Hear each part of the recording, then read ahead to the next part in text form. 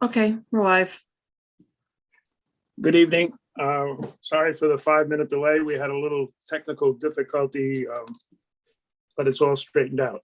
The first order of business would be the approval of minutes. October 6th minutes. Sarah, we have them available for tonight. Yes, the minutes are ready for approval. Can we get a motion to approve the October 6th minutes? Motion to approve the October 6th meeting. Is there a second? I second. All in favor, say aye. Aye. Aye. Anybody against? Aye. Nobody against. Now for the November 3rd minutes. Sarah, they're all ready. Yes, they are. Does anybody have any comments on the minutes? No. Can we get a motion to approve the minutes of November 3rd? I motion. I second. Okay. Second. Any objection? None. All in favor? Aye. Aye. Aye. Okay, the minutes of both of those past meetings have been approved. Sarah, the taxes are all in order for the applicants. Yes, they are. Okay, we'll go through the order of presentation for this evening. Number 1 will be the Ardsley Country Club. Number 2 is 39 Matheson Park. Number 3 is 61 Butterwood Lane West. Number 4 is 120 Sycamore Lane. Number 5 is Maravira Castle Road. That's the Halsey Pond operation. Number 6 is 2 Clifton Place. Number 7 is 31 Maple Street. Number 9 is 65 Havermeyer. And number 9 would have been the Ardsley train station. That's the applicant's name. It's actually the Ardsley on the Hudson train station because it's not in Ardsley, it's in Irvington. And that will not be heard tonight. So anybody interested in Ardsley train station, you don't have to wait around. If it's a first time here, you may want to see 1 or 2 to see how this works if this ever comes up on the agenda again. But the Ardsley train station will not be on the agenda tonight. Okay, starting with number 1, the Ardsley Country Club.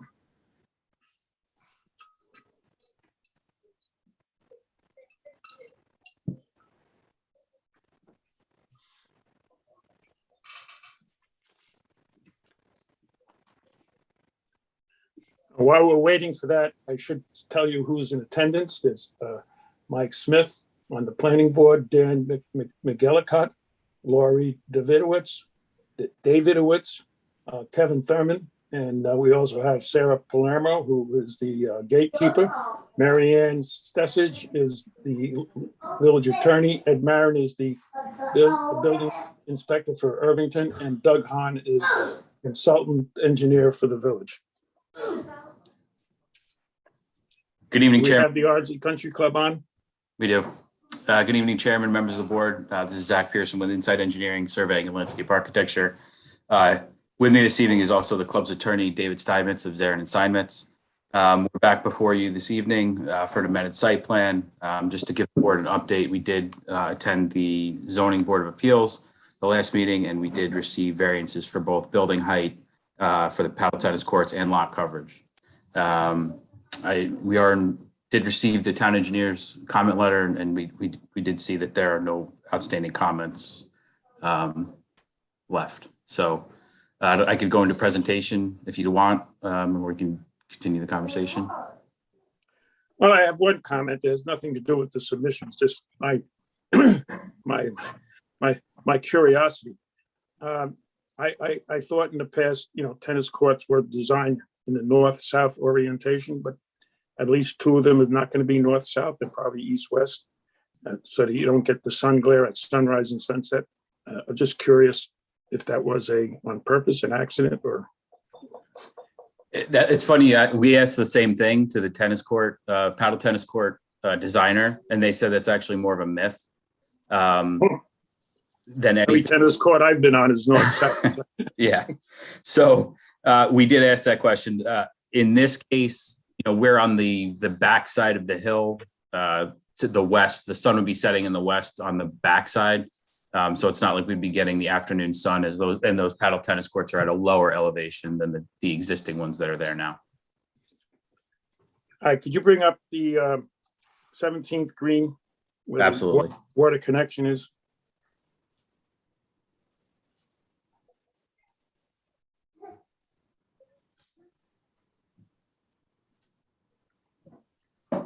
Yeah, All right, now, this may sound like something coming up late in the process, a new question late in the process, but we didn't know where the property line is. The property line location is new, so the question is new. The cart path is on village property. Correct. Zach, you want me to address that? Yeah. Yep. So, Mr. Chairman, But before you do that, you can do both at once. And we appreciate the country club putting the riprap in that gully on village property, but some agreement is going to have to be worked out to do the work on village property. Understood. Mr. Chairman, members of the board, David Steinmetz from the law firm of Zarin and Steinmetz, representing the Ardsley Country Club, along with Zach. Mary Ann was kind enough to give me a heads up about the cart path intrusion or encroachment onto village property. We're obviously aware of it. We're more than happy to address this with the village and its professional staff. I don't think we have to necessarily go through all the possibilities of what could be done this evening, but either a license agreement or a land swap or any number of things certainly could be done to address the cart path, the riprap. Unquestionably, we need authorization in the form of a temporary construction easement or some kind of license to allow that. And the only thing that I would say with regard to the cart path, and Caesar, I think you're one of the people who actually may recall this. There may be some others. 30 years ago, when we were dealing with the Legend Hollow subdivision, at virtually the identical location, slightly to the right of what we're looking at right now, there may be folks in the village who do recall that when we did the Legend Hollow subdivision with the planning board and the country club beside, that there were a number of encroachments in this general area.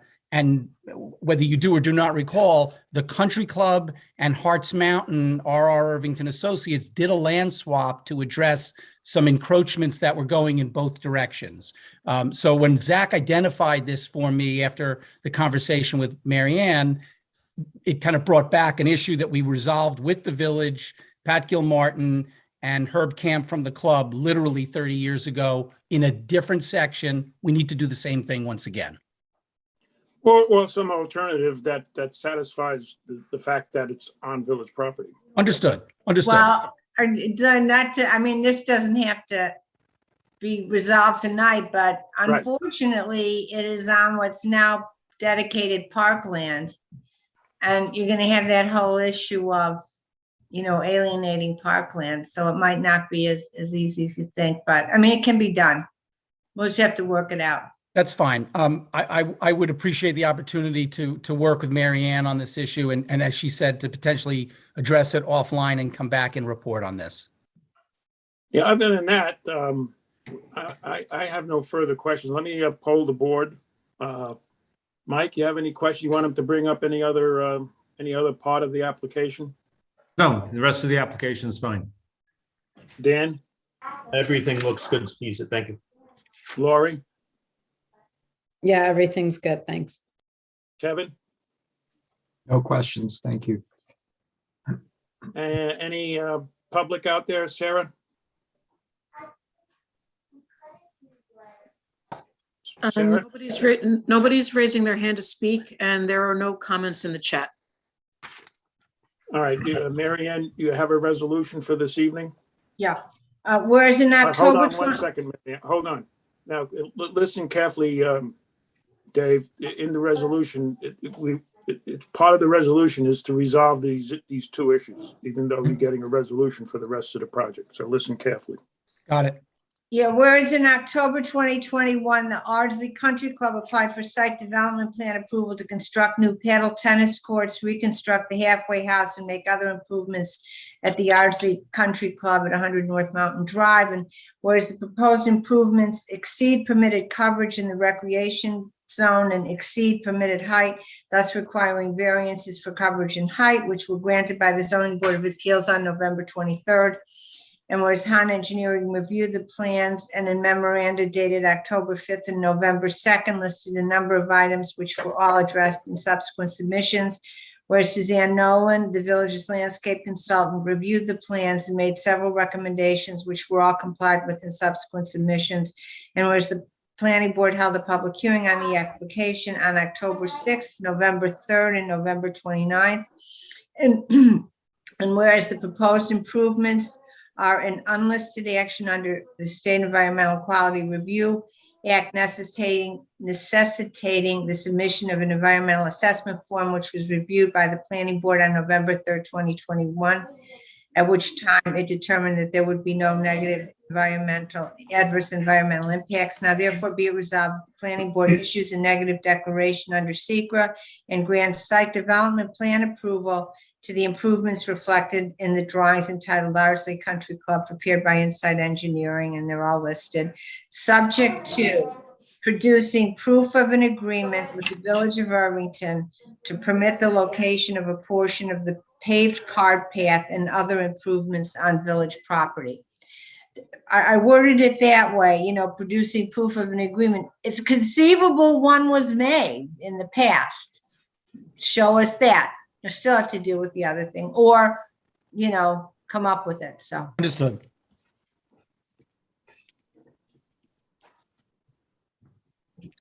Was there a second part about the construction? About the riprap, yeah. It's other improvements, Oh, okay, that's, Oh. got it. because besides the cart path, there were some drainage improvements next to the cart path, and then the riprap, those would all be other improvements. Oh, okay.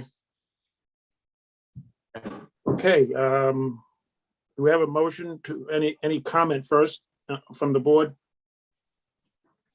No. We have a motion to approve the resolution as read. Motion to approve? Do we have a second from somebody? Second. All right, I'll take a poll for the vote. Mike, I approve and authorize Sarah to sign for me. Dan, I approve and authorize Sarah to sign for me. Lori, Lori, you're on I'm mute. here. I approve and authorize Sarah to sign on my behalf. and I'm Caesar Manfredi. I approve and authorize Sarah to sign for me. Thank you very much. And I hope things work out for the cart path Thank you very much. and get the What sun about out for the of everybody's golfers? How about for the eyes. golfers? Come on. Gotta protect the village. Goodbye. Keep the We'll sun see out you, of see the you eyes of later. all the east, Take care. west courts. Thank you all. Thank you. All right, For the moving right along to number 2. Caesar, just for the record, because my vote didn't get on, I vote to approve also. I apologize. Kevin, I thought, I'm sorry. That's okay. And I actually looking at the names here and reading them off. Sorry. Somehow I got, I just Well, that's didn't want there because to be Lori a was problem on in the mute. minutes. Lori was on mute and we didn't get her. Okay. Sarah, do you get that? Yes, I Sarah? did. Yes, I did. Kevin's last vote, late vote. Okay. Moving on to 39 Matheson, number 2.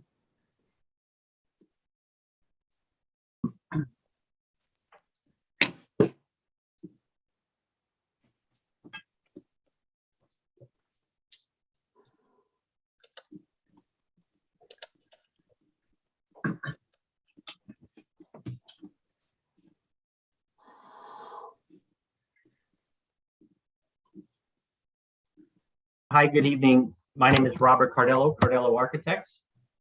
I'm here representing my clients, Robert and Lisa Bittencourt, for the new residence at 39 Matheson Park.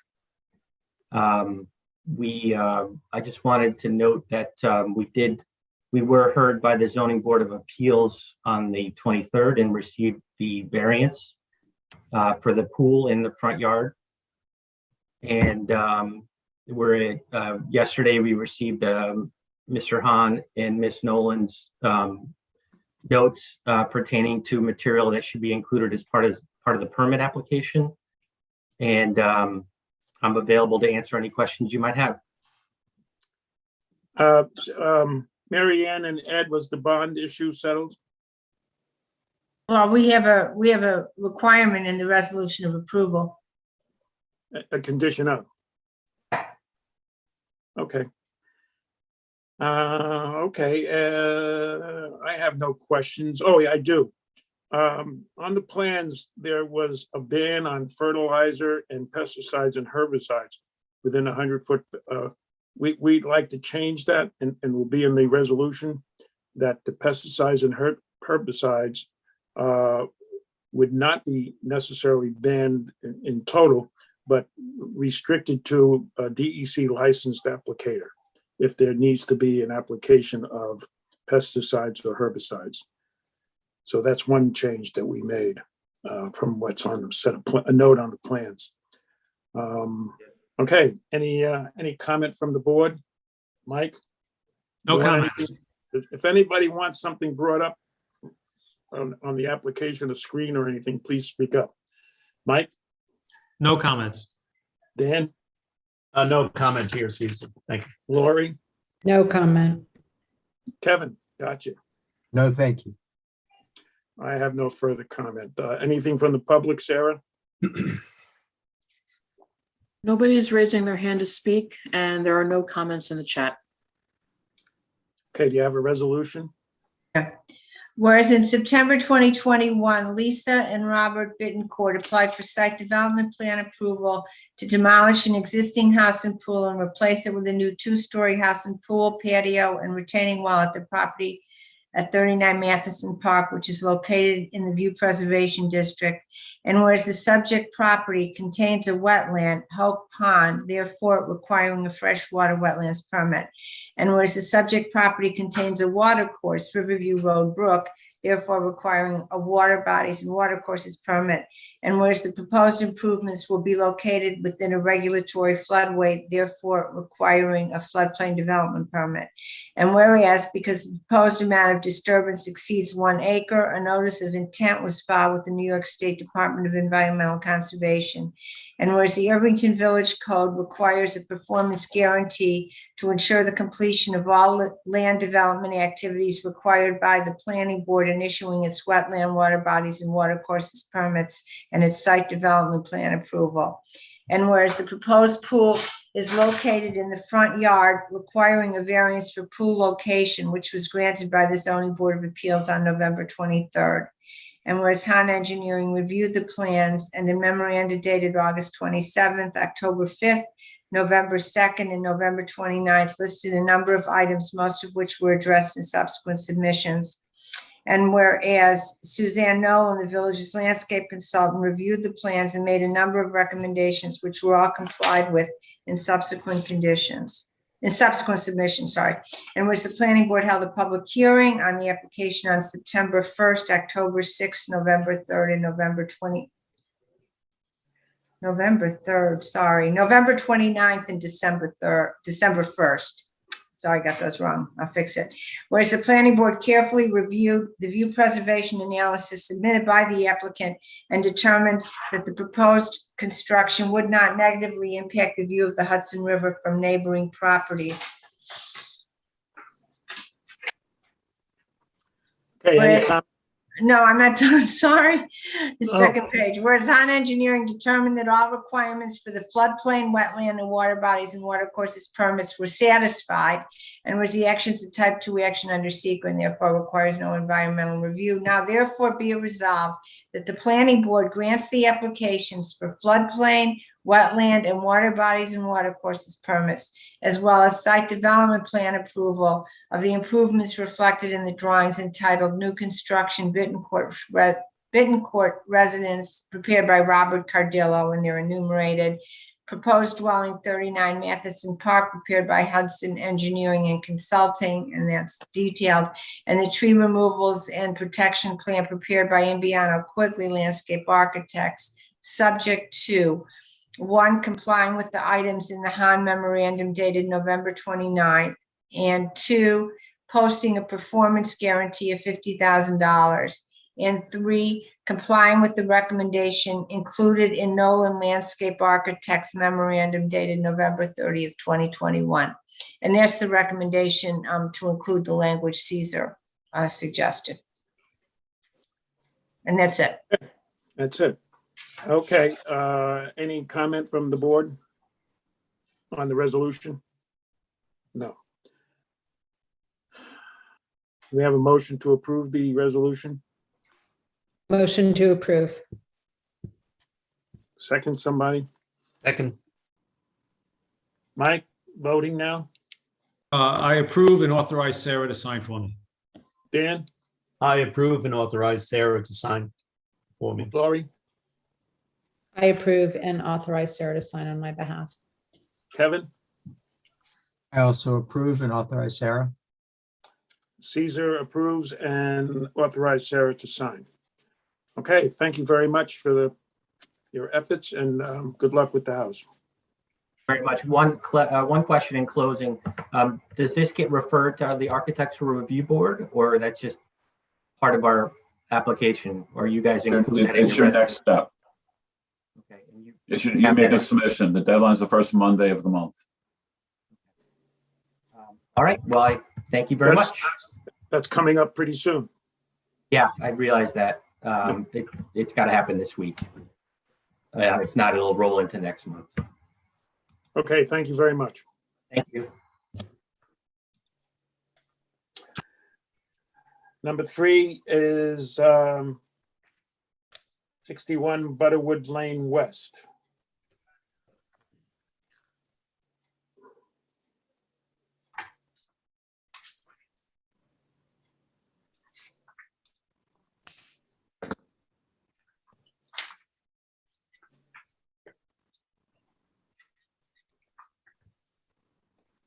Doug, I'm going to swing it to you if there's an Hello, good explanation. evening.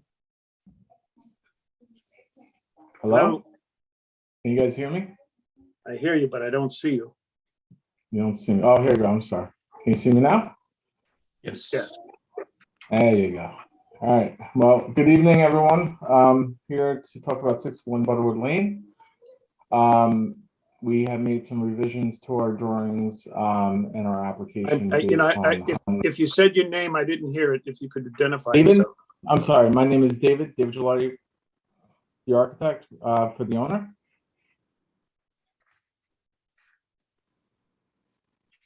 Can you hear me? It's your voice is going in and out, so Can you hear me better now? sometimes I hear you, I see your lips moving and nothing happening. Okay. Let's see what I can do about that. Can you hear me a little better now? Yes. Great. So my name is David Gilardi, the architect for the client at 61 Butterwood Lane.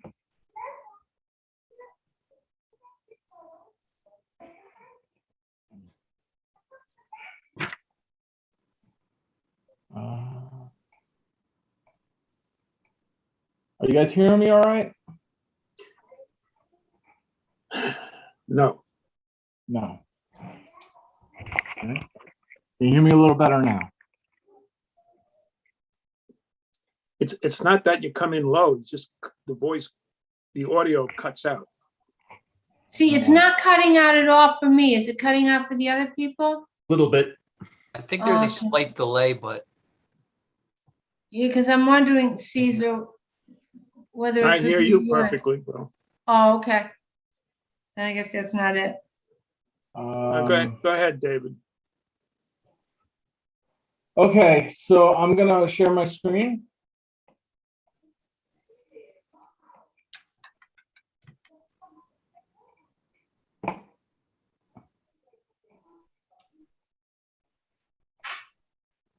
Is everybody able to see my screen? Yes. Yes, Okay, so we are discussing the rear yard above ground pool or rear. There's two fronts on this property, one off of Hamilton and one off of Butternut. We're trying to do a deck with an above ground pool. And from our last submission, there were comments regarding some landscaping and also a chart based on the above the coverage. So we added this chart on that basically gives a breakdown, and this is how much additional coverage over the allowable percentage. We also provided a landscaping plan with bushes that basically were adding, or shrubs that were adding around the pool as a way of screening the pool based on the comments we received from the landscape architect. We also showed in context with Hamilton and the existing coverage that does exist. And we provided some aerial photographs to kind of give you a sense of the greenery that is currently there. before you get off this, go back, slide it over so you can see the pool. All right, we have no issue with what you propose, but our landscape person thought if you put some shrubs on the property line, it might be more advantageous to provide some privacy in the backyard. She was talking specifically of the east property line, Correct. just south of Hamilton. Correct. So what she's It's a talking little thin. about, It's a little thin there. what she's talking about is, I believe she's discussing this area here. Yes, you're correct. So, Other than beefing up that, the landscaping, we're okay with it.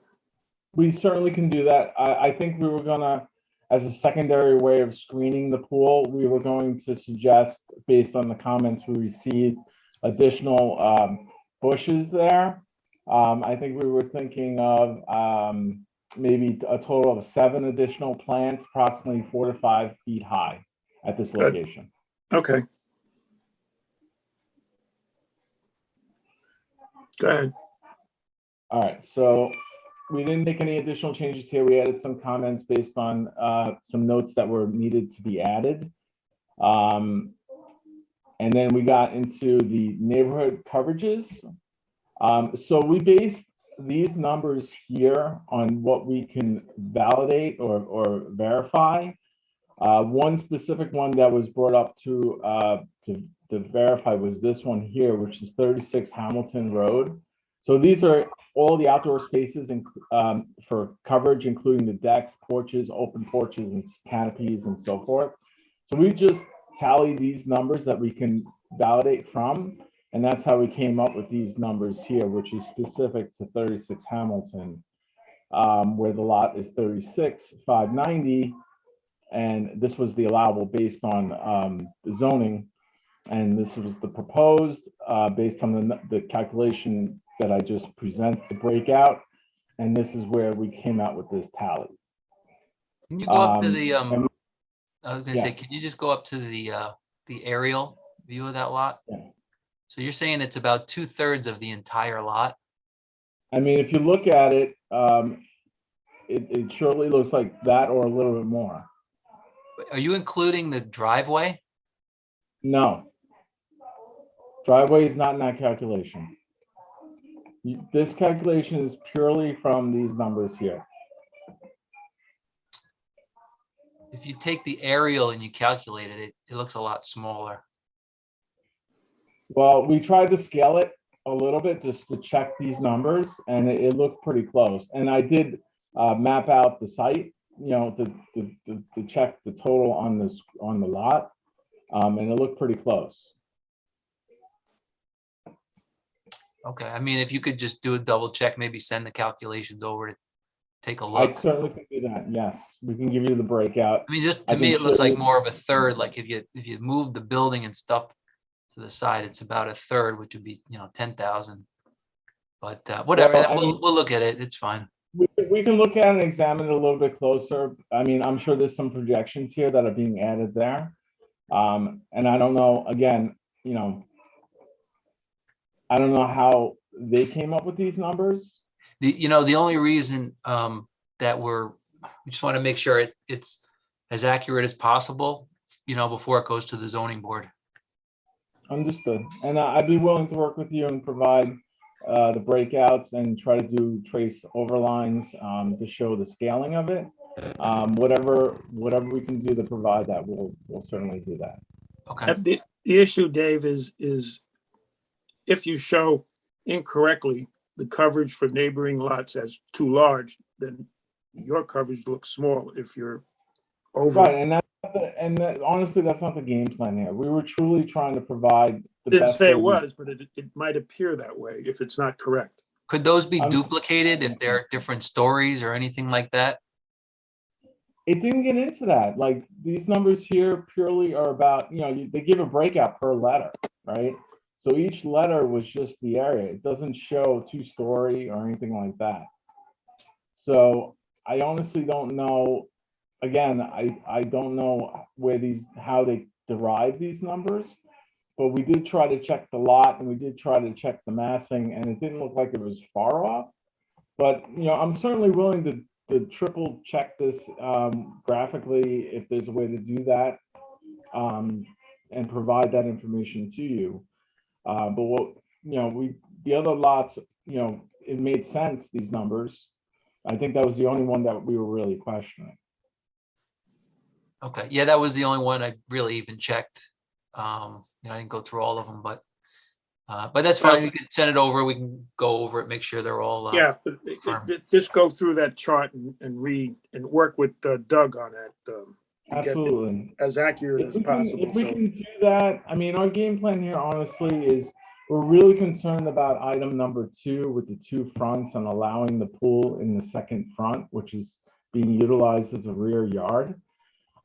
We were certainly willing to confirm these numbers prior to that meeting, but we'd certainly like to address that item.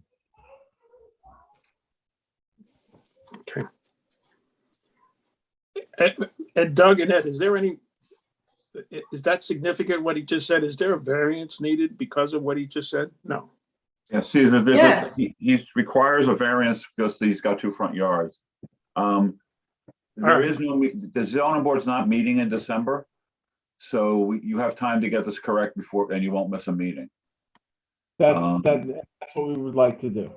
So yeah, so resolve it before the next meeting, and you have a serious issue with the state code for barrier and merging it with ours. We don't have to go over it during the meeting, but you need to sit down with me and show me how you're addressing the state code, the climbability, barrier to the house, all that stuff before the January meeting as well. Sure. So you would like to set up the time to sit down together and go over this? Yeah, we can start with a phone call, Okay. just not would you 2 days before the meeting or deadline like everyone else Fine. does. Do you want me to email you and set up a time? Try to set up a time that way? Just call Sarah. I'm usually available in the mornings. By afternoons, it's not too good. Okay, I'll send her an email and we'll try to set up a time. Yeah. Okay. You have any further presentation before I poll the board? No, those were the comments that were brought to our attention, and to the best of our knowledge, we tried to address them. Yeah, on the barrier, there's Ed is alluding to new regulations about locking windows and doors and so forth, so. Yeah, I'm not clear what that's about, so we can discuss that offline. Well, as it's we- safety, so you don't have children wandering into the pool and having a disaster. Well, we did put up, again, this is over a platform deck that has a locking mechanism that's. Yeah, but we're self-closing. talking about from the house. You're saying from the interior of the house. So maybe Right. adding sensors on the doors and stuff like that. And window. Well, Whatever we'll the go over. code I'll works. send me a quick email. I'll send you the code section. Yeah, let's set up a time or whatever's necessary. We We'll can start with figure sending me it an email. I'll send you the code section. Look at it, and then we'll talk Yeah. about it. out. Yeah, okay. Okay, I'm gonna poll the board. Mike, you have anything? I have no further questions. Dan, No follow-up here, Caesar. Thank you. Lori, All good, thanks. Kevin? Nothing, thank you. I have no further questions. Any public, Sarah? Nobody's raising their hand to speak, and there are no comments in the chat. Okay, thank you very much. Take a look at that new code that Ed's going to send you and come back with the safety So requirements. if I'm understanding correctly, the next meeting, the next zoning meeting isn't until January. So you're asking us to come to planning in January and then go to zoning in January. Is that what you're asking? If your numbers are believe so. correct, yes, If the numbers are correct, yes, you're saying? yes. Can't guarantee it unless we see what we wanted in the If the December numbers are meeting. correct, you can possibly go to zoning, but if the numbers are inaccurate, you want to come back to planning. Is that what you're saying? You're coming back to planning in January. The deadline for the zoning board is the Monday after the planning board meeting. You can get on that and you can be back for the February planning board meeting if necessary to get your approval. Understood. Okay. Thank you, guys. Thank you very much. Thank you. Sarah, I asked the public, right? There was no comment. Correct. Okay, moving right along. Thank you. Going to number 4, that's 120 Sycamore Lane.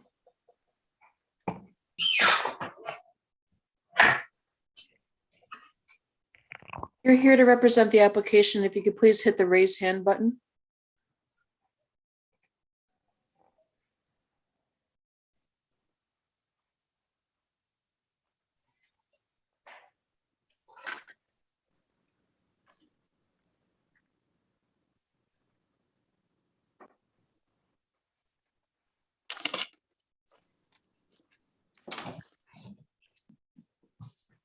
Good evening, everybody. Can you hear me and see me okay? Yes. Yep. Yes, we can. Wonderful. Hi there. I'm Kristen Lux from Kristen Lux Architecture. I'm here representing my clients Buck and Rebecca Schleifer of 120 Sycamore Lane. We're proposing a small second-story addition of 600 square feet to their existing home. And this is our second time in front of the planning board. And would you like to review the drawings with me? well, yes, we would. We're having a problem with your coverage and your FAR. The coverage, you have some undocumented patios, which are boosting your coverage to a point where I don't know what the rest of the board feels like. But I have 60% over the allowable for coverage when you include the patios as undocumented, which when you come in with something that was built without the village knowing it, and you come in for something like you're doing for the extension of the house, what was undocumented needs to be included in the application for what your intent is. And when you do that, you wind up with a coverage that, from my point of view, and again, we'll have to poll the board, that the patios really push it over the top in terms of excessive coverage. So now you can make a presentation. I don't know, you may have to consult with your client regarding the future use of those patios if you want to get the coverage down to something that's more palatable. Yeah, absolutely. Can I share my screen with you? Is that possible? That's very possible. All right, let's see how that goes. Can you all see my screen clearly? Yes. Yeah. Fantastic. So this is something that the planning board requested the last time that I saw you, which I believe was in June or July. And it discusses coverage of all of the lots in the neighborhood, or I should say in the immediate neighborhood, and some of their coverage. So if you actually look at the next page, these 4 lots, A is actually 120 Sycamore, that's our lot. And B is the neighbor, and they have a very similar addition. I would say almost an exact same addition that we're proposing. And so if you mosey on over here, you'll actually see that based on the coverage and the FAR, they're actually a bit over what we're proposing. So we're actually below something that's already been approved by the town. and you'll see Now, A, that's 120. Let me tell you my philosophy on that. Please. If that was a mistake, if that was, I'm not saying it was because it's. But Caesar, I don't mean to interrupt, but we're not sure the existing in coverage, the existing houses are compliant. We haven't done, so. I said, if it's a mistake, the worst thing you can do is repeat a mistake. But anyway, go ahead. Go ahead. Oh, so my point was, it appears that the neighboring house is also slightly over. And so I'm asking you, would it be allowable to leave the patios and make them legal as per the coverage worksheet and have the coverage as per this drawing? Well, we'll poll the board, but from my opinion, I'd like to see the undocumented patio as part of the application and actually removed because you put them in without approval. And I'd like to bring to your attention, it's not this board's opinion, but when you go to the ARB, the first sentence in their charge on how they review things, and I'll read it to you. Except for attached one-family dwellings, houses adjacent to each other in any direction shall not look alike. So if you're going to go with the structure that you're planning, I'm not telling you what to do and how to get the ARB to approve something, but if you look at this, shall not look alike. Maybe the texture is different, the color of the shingles different. I don't know if it'll fly, but the first sentence of the ARB's charge is not to have houses look alike. Anyway, let me poll the board in terms of their thoughts on coverage and FAR at the excessive patios. Mike? Well, my question was, because I noticed this on the FAR, and I also noticed on I live at 94 Harriman Road, although I'm not in the notice group. And if I had been in the notice group, I'd have to recuse myself. But I'm not in the notice group, and I was surprised by the FAR number assigned to my house because I know what my interior square footage is.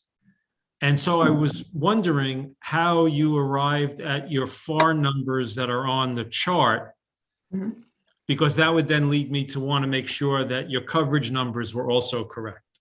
Yeah, I completely understand that. So everything was extrapolated from the website, which is the GIS information website, brought into CAD, and then calculated by square footage at full size in CAD based on the lot and the outline of the building in the GIS system.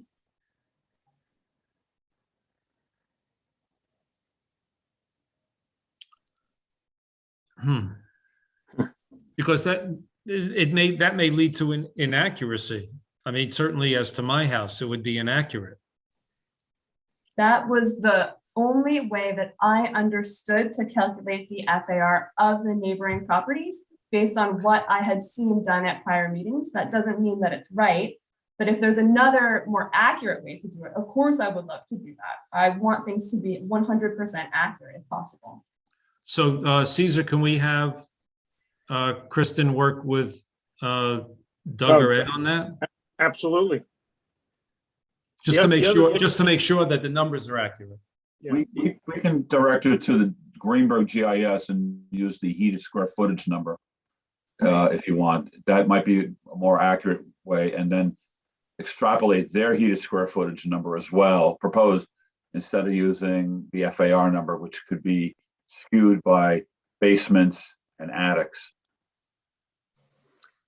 But Mike, what was your thought on the coverage?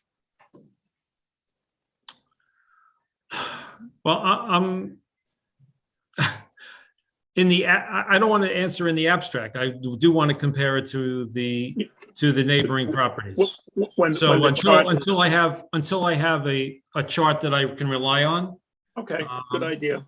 Until I have a chart I can rely on, if the neighboring properties are have similar coverage, then I believe one thing, but if they're not, then I believe something else. Okay. Before I ask the next person, I at the bottom of my questions here, I have some to go to do your site plan, please. Yeah, absolutely. where the drainage system is shown. Oh, sure. Give me 1 second. Let me just pop that up for you.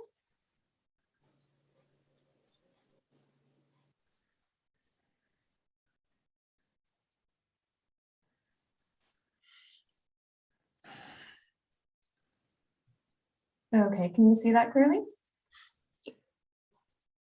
Do you see sheet I'm C101? not sure it's looking, I'm looking at what I looked at. Yeah, I don't Oh, see the alright. drainage up there. Yeah, I don't see the drainage. Oh, okay, let me stop the share and I'm gonna just flip Well- over and share my Adobe with you and see if that helps. The issue is in one of the plans you submitted, the site plans that showed, there you go, that one. Great. You show it connecting to the street. You would need a manhole to do that. And plus, Doug, isn't there utilities they have to go through? Should they do something different than connecting there to have to install a manhole and go through some utilities to get to the street storm drain? Doug, you want to Yeah, I elaborate? mean, like I mentioned in comment 3 that, you'd have to find the next catch basin or add a manhole, which would require the highway department approval, but you got a bunch of utilities running along there also. And I mean, it would be easiest to just use that outlet structure as an overflow. Cut out a lot of hassle and cost, and you'd get 100% storage in those units, so you'd get more infiltration too. That certainly makes sense to me. And I spoke with Alan, the engineer for this, and he said that he's happy to amend the plan to have the outlet control structure overflow into the lawn. Okay. Okay, let me, Mike, did you have anything else to say before I move on to the next? No, I don't. Dan?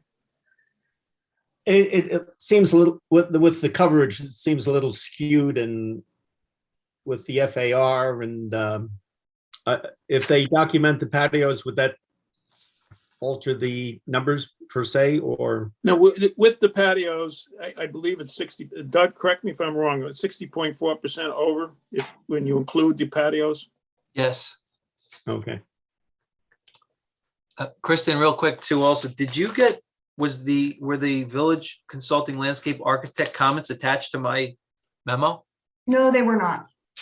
Okay, I'll forward those because I don't see them on my copy here either, so Okay, thank you. sorry about that. No, that's okay. I would presume that we're going to be looking at tree protection for those, for any construction equipment in the backyard there where there's trees. Yeah, absolutely. Let me flip over to that. Well, you can provide that. You'll be able to look at the landscape person and then fix it for next month. Yeah, if they the big need issue more, if they need is- more information than what is on sheet A002, I'm happy to provide that. Okay. Very good. Laurie? So I know the numbers say one thing and they sound like, fairly over what they should be. But when I look at the house and I look at the backyard and I look at the patio that's there, it doesn't seem like something that's completely egregious to me and out of character for the neighborhood. So in that sense, I don't have such a big issue. And I'm hoping that maybe the calculations are a little off and will end up more in the homeowner's favor. Because to me, it doesn't look like they're trying to do something so extreme. So I know that's not necessarily the answer you'd want to hear, Caesar, because we try and keep. Wait, that's why there's 5 people on the board. Doesn't necessarily we'll have to agree. So that's where I am. Thank you, Lori. I appreciate everybody's comments. And in fact, in one case, I actually changed my mind when Mike came up with some pertinent information. Kevin? I'm just piggybacking on Dan's question. So in terms of the patio, that brings it to 60%. What is it? Just because the chart's not on the screen, what is the difference between with the patio and without the patio? Yeah, let me bump it. Actually, is there two patios? I seem to recall. Yeah, you're correct. There are two patios that the prior owner of the house built without approval. It's the patio that's just adjacent to the house, and then there's a patio to the back left corner of the lot as well. Now, And so like I the, said, discuss with your client the possibility of, do you really need the second? I can see the one close to the house, but do you really need the one off to the west there? I will discuss that Off with to the them. south. Yes, I will discuss that with them. Absolutely. Okay. Kristen, real quick, I just checked. She didn't have any comments, so you could disregard that comment. That's great. Thank you so much. Yep. The only issue would have been trees where these drainages, and there are no trees in the front, so. You have any questions for us? No, I don't think so. I'm happy to get in touch about the, I think you said the Greenberg GIS, and we can tighten up those numbers as needed. Apologies if they are off. Like I said, that's not my intent whatsoever. And I guess, let me ask you your thoughts on the FAR, or are we not ready to move on to that? I think. The same comment, I guess, right? I'm in agreement with Mike until we have better, I'm not necessarily better, it may come out the same, but until the FAR is reevaluated on how the neighboring houses were calculated, it's hard to compare what may be wrong for neighboring houses to what you're proposing. Absolutely. I look forward to tightening those up for you. Okay, and read the ARB code. It's chapter 9. Well, it's in the first sentence, like I said, in their charge of what they're responsible for is the houses in either direction shall not look alike. So pay attention to that. Not our concern, but it would be a concern down the road. Yeah, thank you. I appreciate that. I will read that, and for certain, the materials will be different, colors will be different. So hopefully that will be enough. Any comments on the public? Sarah? There's nobody raising their hand to speak, and there are no comments in the chat. Okay, any further questions? You got your work to do, and I hope it works out. Thank you very much. I appreciate it. Have a good night, everybody. Okay, thank you. Next one is number 5. It's Marvera Castle Road, the Halsey Pond, adjacent to Halsey Pond.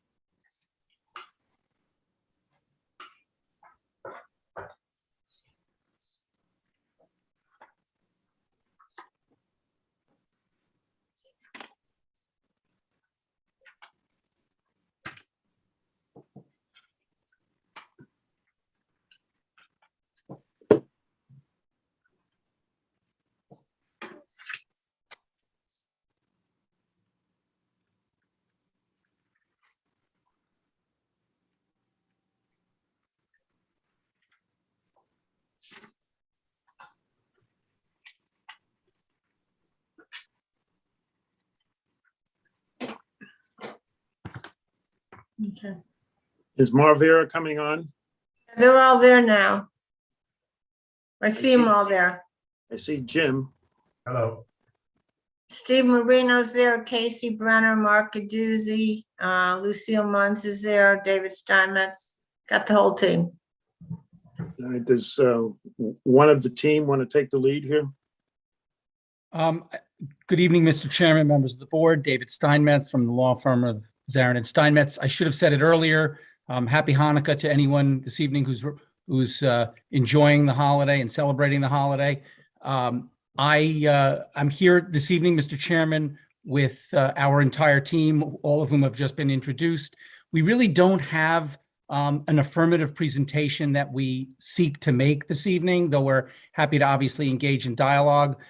We've spent a great deal of time working as a team with the various professionals that Marvera has retained, responding to the board's comments, the board's consultants' comments, making a revised series of submissions. I know that your consultants have all had a chance to review it. We're happy to listen to the board's comments and probably respond to a number of them this evening. But I want to try to make this as efficient as possible so that I know you've all had our materials and you've probably gone through it extensively. So fire away.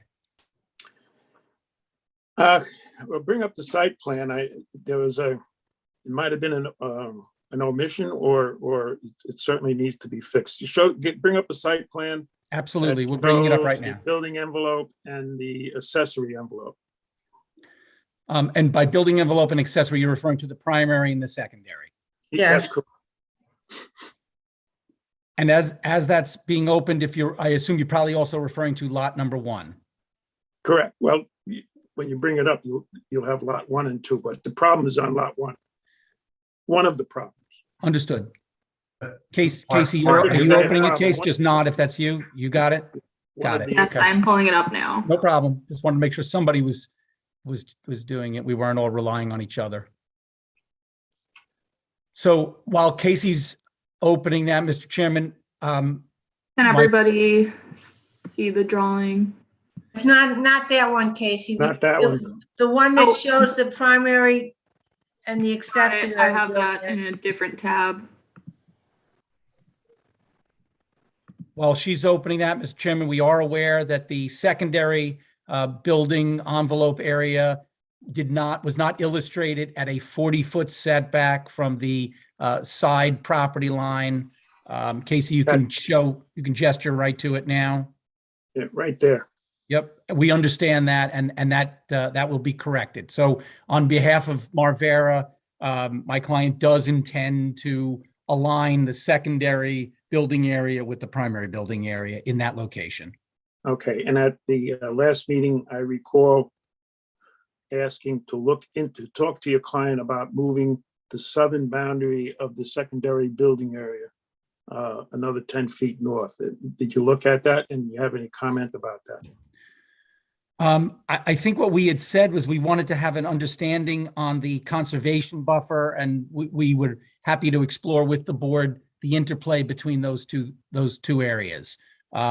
We've consulted with Mr. Marino, Ms. Munns, and Mr. Anacarico, and if we understand, I mean, all of them are advising us that the conservation buffer as proposed by Marvera is sufficient both to protect the functionality of Halsey Pond as well as the aesthetics into the site from Halsey Pond. So if we have an understanding on that, I think Marvera is prepared This to would be address. unrelated to that. I'm talking more that if you were to build a pool up to the southern line now, one of the issues on the serenity of walking around Halsey Pond might be noise. And I'm not saying you can't do anything with grass in that area. I'm just saying we would like to move it 10 feet north, looking at moving it another 10 feet north so that an activity that may generate noise would be 10 feet further away from the pathway. That's all. Totally understand. It's not for the purpose of filtration. I fully understand that. And because my client, Mr. Chairman, has absolutely no desire to debate the propriety or lack of propriety of having a pool in that particular spot and whether it really has a meaningful empirical impact on the pond, the simple question and response that I've been asked to put to you is, if we're in agreement on the 40-foot buffer, which we believe has empirical validity, my client is happy to entertain the request. Caesar, you're asking my client to do something that zoning doesn't otherwise mandate, and he knows that, and he's prepared to address that. In return, he's seeking. We've been asking literally for the last 2 months whether we have essentially intellectual consistency on the 40-foot buffer at this point. Yeah, if you bring up the screen with the colored screen on showing the plantings.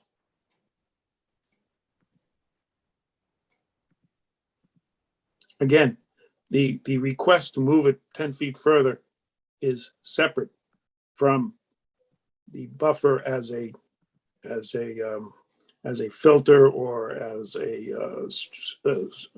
it's not the same as what's going on with the plantings. It's a noise diminishment request, if it's possible.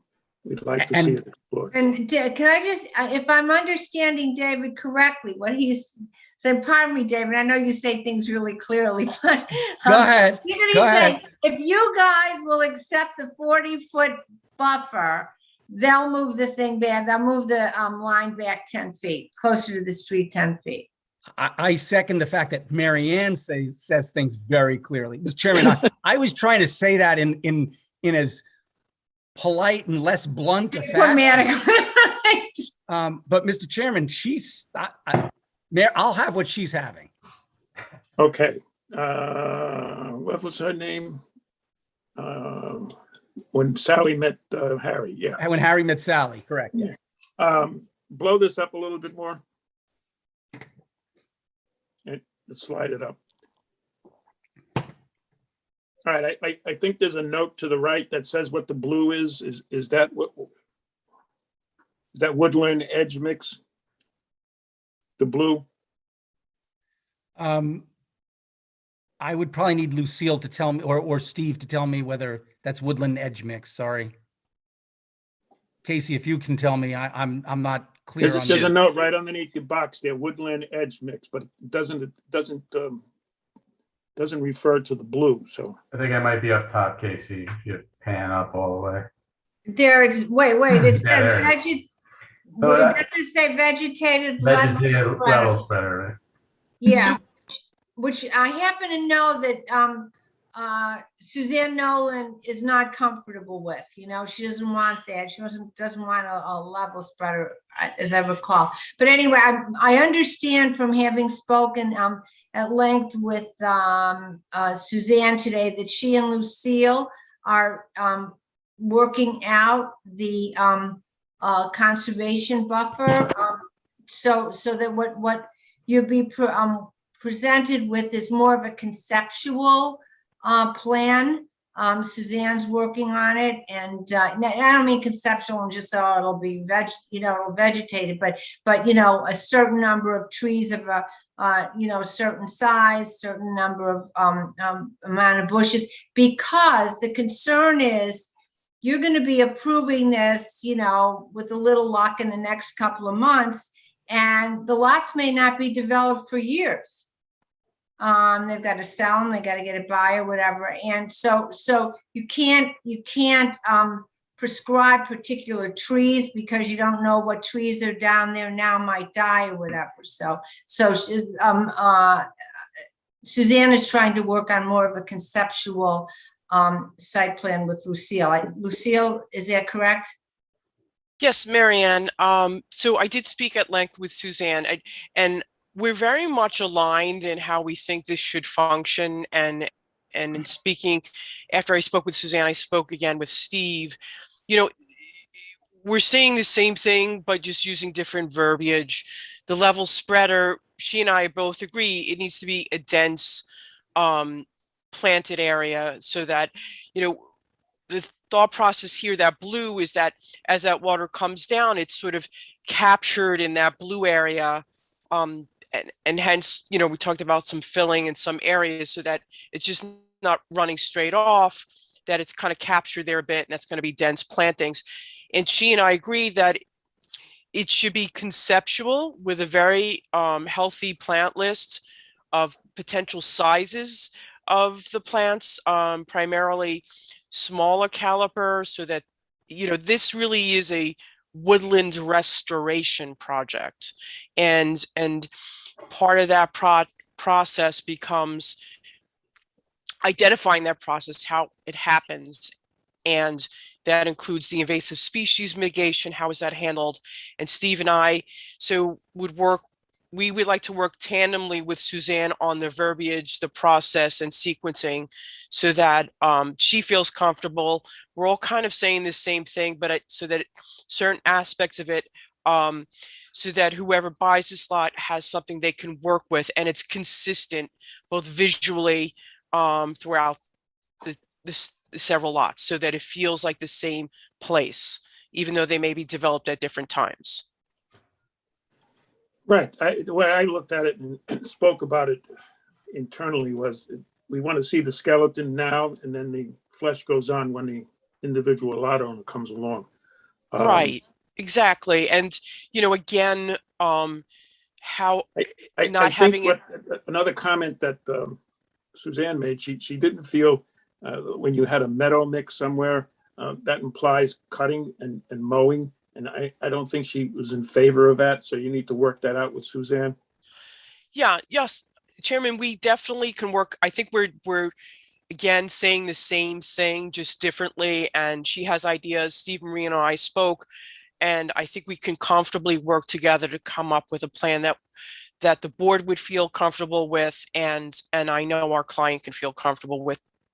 At the end of the day, we want it to be where it's going to be a success story and not a nightmare to try and install and doesn't accomplish the task at hand. So it's trying to be as practical as possible at the same time. Yeah, the bottom line is you don't want bare soil there that the water will Exactly. just run over the top of. It's Right. got to be a vegetative barrier so that the water Right. Which it isn't now. Which it isn't now, because right now there's nothing there except leaves. There's also no human activity to be filtered out. So If I could just clarify a little bit then with as far as the idea of this level spreader, I'm not sure that's exactly the right term for what we were thinking of. We'd like to put a little bit of topography, low micro topography in there, just to give some high spaces and some low spaces for water to collect and be slowed down as it filters through there. So that was really the intent. It's not a swale. It's not expected to convey water. It's really a series of high spots and low spots just to slow water down as it goes over the edge of the slope there and down towards the pond. And that would be densely vegetated with grass species, as well as, the trees and shrubs that Lucille's already showing. right, and the way you got that chart there with a mix, I think another one of our comments was, make the list a little longer with some native planting, some native. Agreed.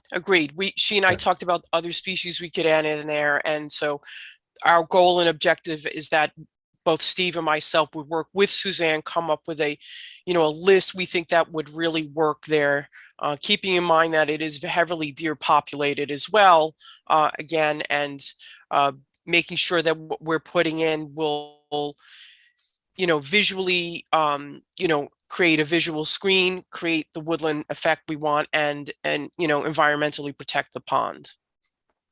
Right. And are you looking at the way the color scheme is here with different strips, or it will be more homogeneous of what you? To be totally honest, this was just sort of conceptual. Like, this is where, this type species would be, more, we would want more heavier shrubs in that middle area. The lower level is more grasses and perennials, ferns, and the middle layer, that black striping, is more shrubs that have more of a fibrous root system to hold. That's where this slope is. And then the blue is again more densely low ground covers. If I recall, Suzanne, she was not very enthusiastic about grasses that needed to be cut. I think the intention there, Mr. Chairman, is that, we're probably talking about some kind of a once a year mow, just to keep additional weedy stuff from coming back in. As part of an invasive species removal plan, we wouldn't want to give an opportunity for that stuff to get back in. So generally, when we have a grassy mix like that on the edge of as a filter strip, we like to mow it once a year just to keep the woody stuff down. Well, you have to discuss that.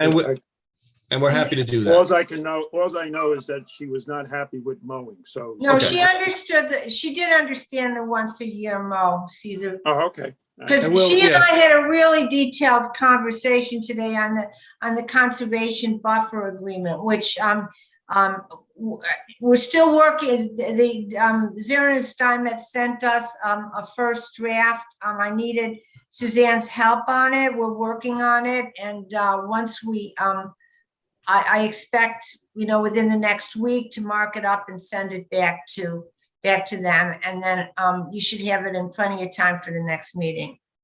But by the draft, you're talking about the wording in the Conservation easement, right. It's a fairly extensive document. Okay. There was something else. Oh, if you were listening earlier, we indicated on a previous application, pesticides and herbicides would be banned except for application by a licensed DEC, Department of Environmental Conservation licensed applicator.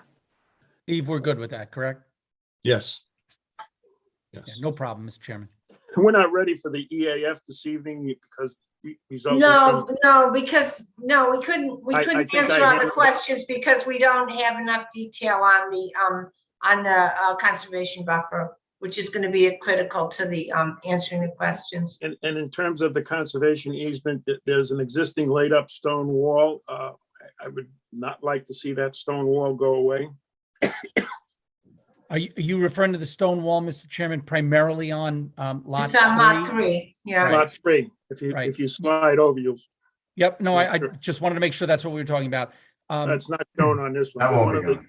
and there it is. Lucille or Jim, do you want to just address? I don't think we're touching that, or are we No, at all? there's no need to touch that. It's in a part of the property that really is going to stay undisturbed totally. I would Other- agree. Other than the plantings right near it. Got it. Thank you. Yeah, I don't see any reason to touch that at all, quite frankly. Yeah, good. And I'm not sure what this new amoeba here for fill area that came out of the blue from this new presentation is. Which amoeba, Mr. Chairman? Along lot 1, alongside the That alongside the pit. I know Suzanne was, I don't know if she spoke with you already about it, but Suzanne was very opposed to that. So she wasn't totally opposed, Marion. What she said it was premature to put that in. Okay. Which I agree. What she was opposed Wouldn't to. that be something the lot owner needs to do or? Yeah. Yes. And again, here is sort of the quandary we're in, because this is, limited site plan approval and not, obviously final.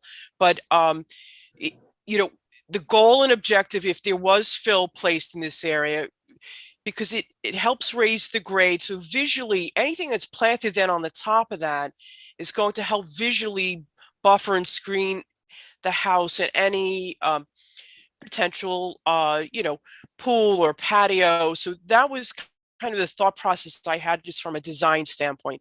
Her concern was we should identify the trees that we want to remain, the native species trees that are in this buffer, and any fill that happens would be outside the critical root zone. And I think we could effectively just take that fill out, that the verbiage in that amoeba, as you call it, and just put in a note that any fill that happens near trees to remain within the conservation buffer needs to stay out of the critical root zone. And I think and she and I both agree that that's the way to handle that. Well, that wasn't the chairman's thought, but I will, I don't agree with that because it's almost agreeing to the fill area. Just agreeing to the fill area as long as you stay out of the roots. Putting the fill in at the toe end of the fill, or in this case, the east end, you create a steeper slope on the downside of the fill, and that may be an issue until we see topography on how that may look. I don't want to see that there. I think it's Lucille, and I guess I'm asking our entire team, is there any reason, and Jim, you're the one I think who put this here, must we have no, this? I put it in as a Okay, potential. Okay, Yeah. so if the If chairman's you got want, it, you if can the say any future fill needs complete approval by the planning board. Of course. And it does. with And- no conditions of if it stays out of the root zone, it's okay, because I don't like to say okay when I don't see what it is I'm saying okay to. Lucille, this is, as you said, it's your summary at the beginning of this topic. We all know this lot has to come back for final site development plan approval. You were speculating on how this might be of use. Right. The chairman's expressed some concern, at least at this point, not knowing what else is happening on this lot. So I'm asking, must we illustrate this during limited site development plan approval? Or is this, although you prompted the discussion, and this is where we are, might we just eliminate this and leave it to lot one when it comes back to determine whether or not there is or is not going to be filled in this area? And as the chair indicated, it's all subject to final site development plan approval anyway. We can't bring fill into this lot without that getting approved. Agreed. And I would say keep it out of this. Again, Mr. Chairman, the thought process behind this was that, we were trying to bear in mind, visual screening as well as, enhancement of the conservation easement. And, as you can see, the grades in there get a little low, but if we were able to bring it up and landscape on the higher end, it created more of a visual buffer. And that was what I tried to illustrate previously with the cross sections. So the thought process being, but this doesn't have to be in here. And again, it should be left to the final site plan approval on how the whole lot is designed in context and in concert with the conservation easement at that point. Oh, okay. So let's eliminate the amoeba. Yes. Done. Got it. I'm just going over my notes. And while I'm reading this, I'll ask the board if they have thoughts. Mike? So I don't have any additional questions. My only comment is, and I'm not looking to rush the preparation of the conservation easement at all. As much time ought to be taken. I just want to make sure that there's enough time for public comment on whatever the draft of the conservation easement is that is ultimately presented to the board.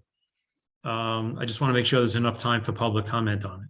Yeah, Mike, that was my thinking, and saying I was going to get our revised draft to them sooner rather than later. From our end, we've moved very quickly on it.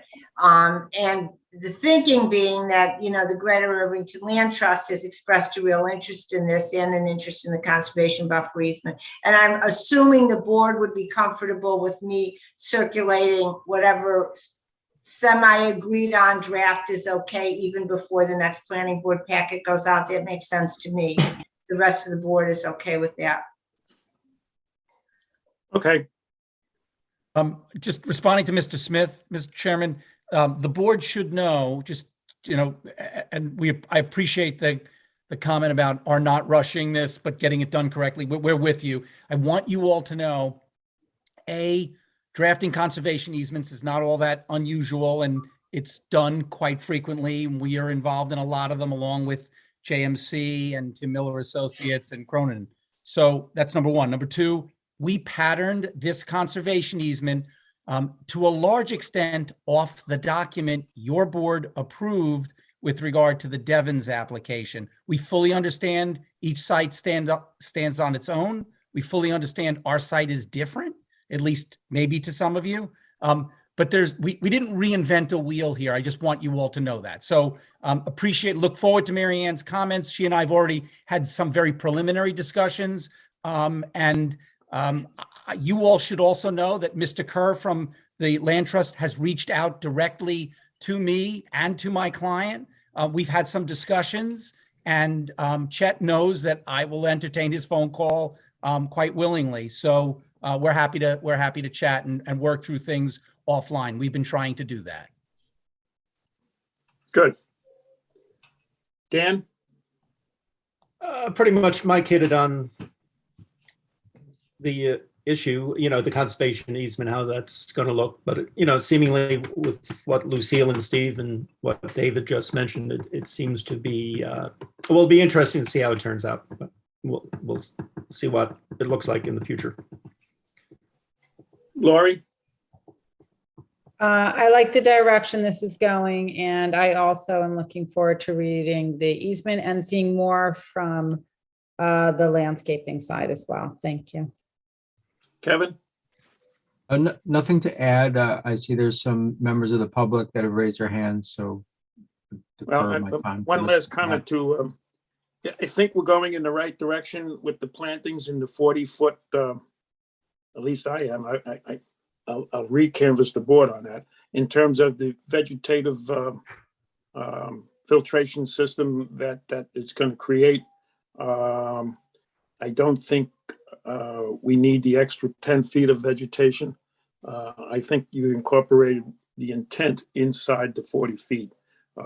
Assuming you work out with Suzanne, the woodland mix or that other mix. Is everybody okay with the 40-foot as it's looking now with the vegetation that was intended to be outside the 40-foot, to keep it in the 40-foot? Mike, is it specifically on the vegetation strip being in the 40-foot buffer? Well, I'm okay with it, given the willingness to move the southern boundary of the secondary 10 feet. I understood what David was doing, so I'm fine with that. Dan? I'm fine as well, Caesar. Lori? Yeah, agreed. Kevin? Yes. And I'm in agreement. Okay, we'll see the public now. No, Caesar, I have a couple things. Okay, go ahead. Okay, one is, could you go back to the drawing that showed the conservation buffer? Casey, the last one, the colored one, I guess it might be. Just bringing it up right now. It's coming up.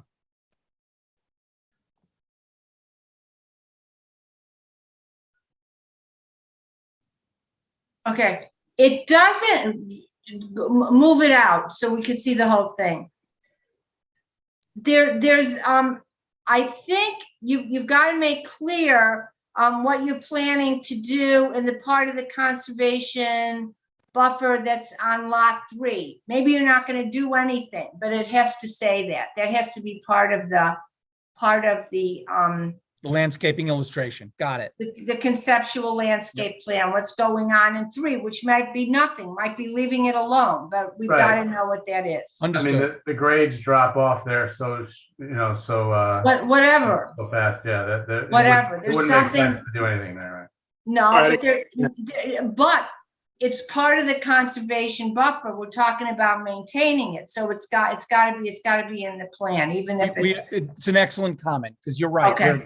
We're planning, we're not planning the same treatment. If anything in that area, we'll illustrate that so there's no confusion. great. Okay. And then the other thing is, where are you guys on the sewer easement with the neighbor? I haven't seen an update of that. Casey, you can address that better than I thought that was done, and Marianne I thought we had sent it to Marianne. No, the last time I saw it, we were okay with it, but you were waiting to hear from the neighbor. The neighbor had not yet commented on it. Casey or Mark, go ahead. Mark, can you give an update of your latest communications? My understanding is that he's good with it, although it has not been executed yet. Correct.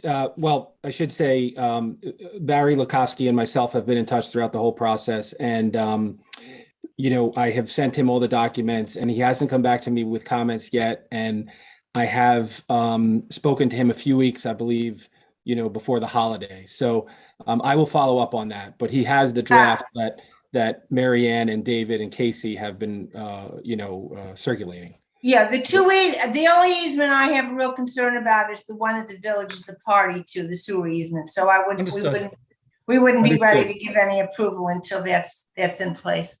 Understood. I'll follow up. Okay, I'm done, Caesar. That was pretty good on the lot 3 point of view. Okay, Sarah, anything on the public? Yes. Oh, I just saw a note. I'm sorry. Hold on. The fence, the fence that's going through the the easement, there's a pipe fence in there now. You're gonna take that down or you're gonna allow for it to That would be be taken? removed, right?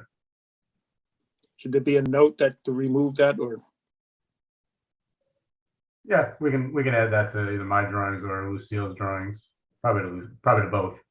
Now, in terms of a potential future fence, that'll be dealt with in the conservation easement language. It will be, and just without belaboring the point, but Steve Marino, maybe you just want to speak to it for a minute or two, because there are some, we think, scientific and technical reasons why a potential fence may have value. And Steve, I'll defer to you, Lucille, and Suzanne, but I think you should address that.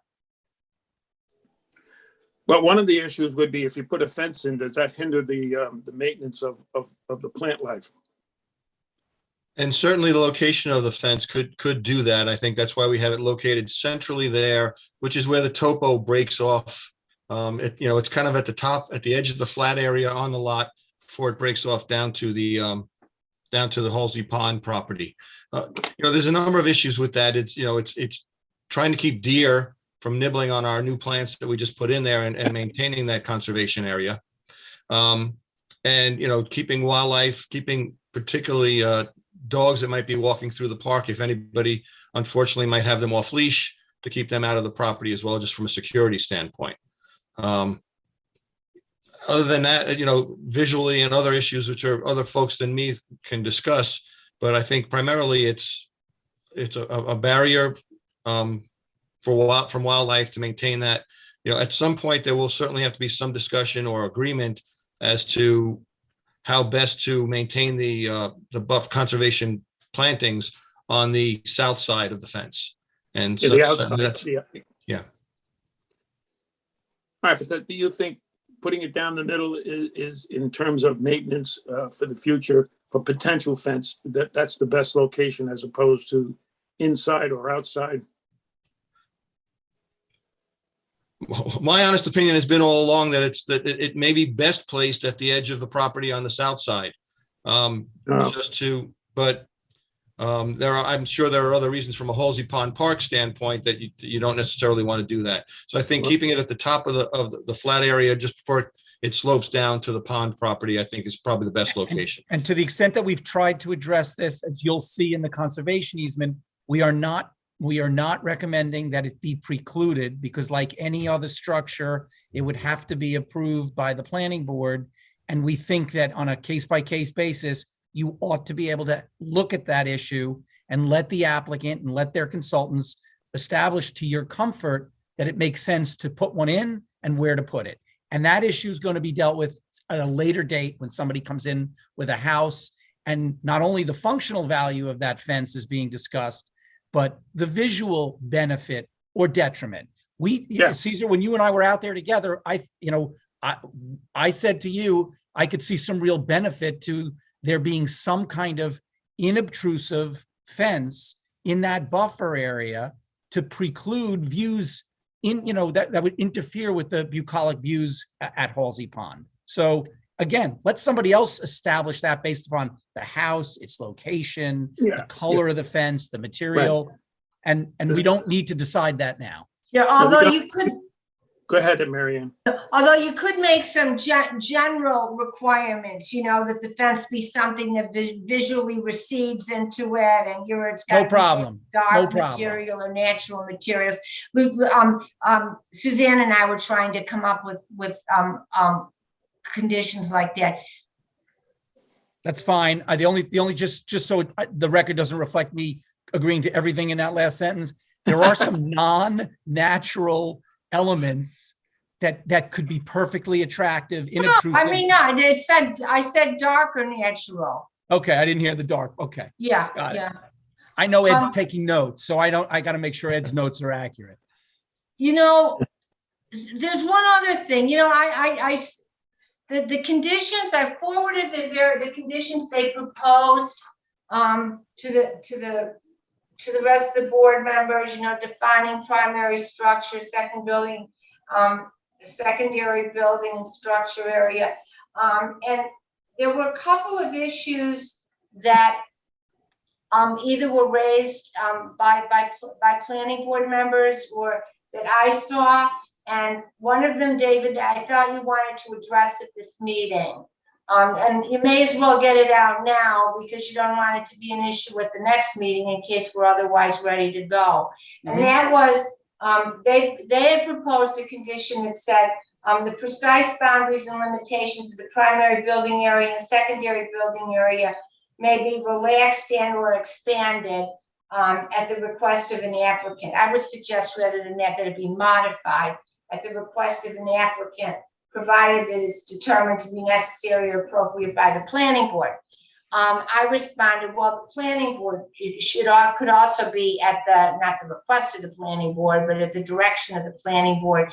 And I think David had a problem with that on behalf of his client, so it may as well get out in the open tonight and resolve it. I don't know how the planning board feels about it.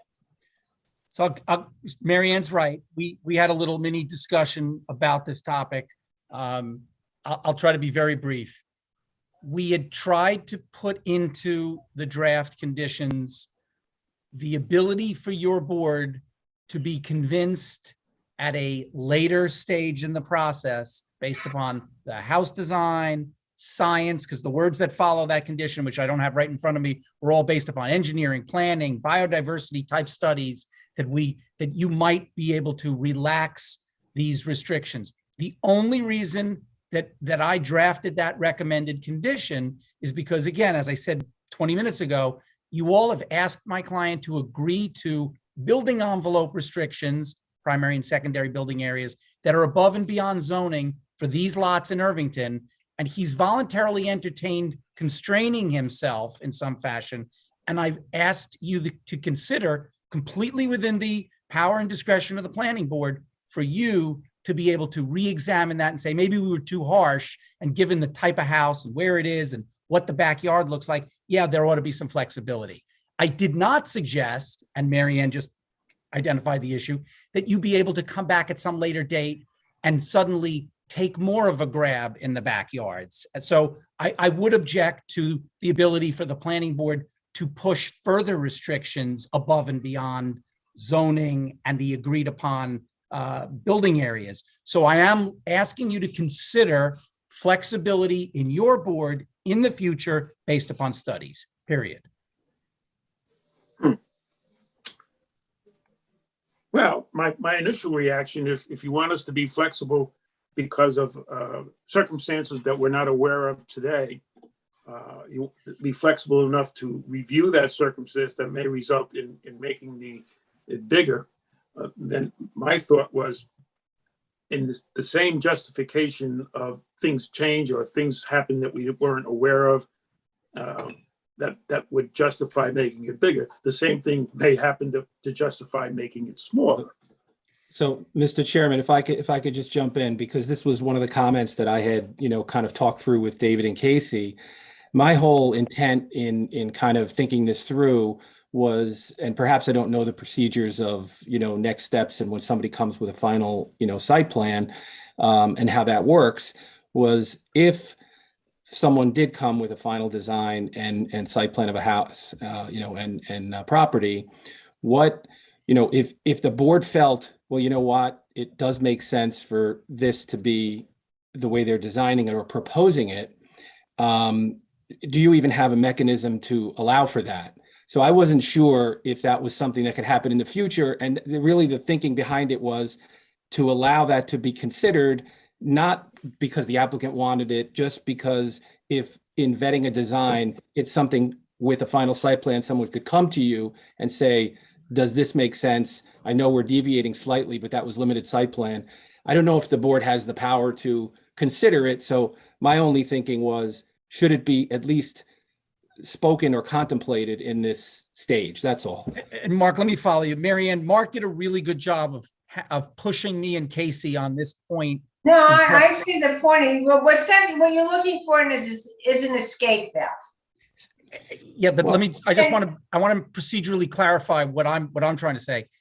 I explained to Mark, as he just kind of indicated, that one could theoretically come back and ask for an amendment to the limited site development plan, and that would open up the door to modify the building areas. I think we're trying to have a mechanism that did not require somebody to re-examine and reopen. I know, yeah. And that's what we're asking. That's in effect, forget the language in the condition. What Mark is saying in effect is, if we come back and we have something that we wanted to suggest, would you have to reopen the limited site development plan? And 2 years from now or a year from now, are we going to regret not having a condition that said, oh, because of these building areas we created, we should have let the planning board have some flexibility? We're suggesting that that flexibility should be built in now. I have to say that that's a point, Caesar, because you know how in Legend Hollow, we're totally limited by the Right. the lines that are in there. And you Yep. say, you want to change that, you have to reopen the whole thing. One way you could,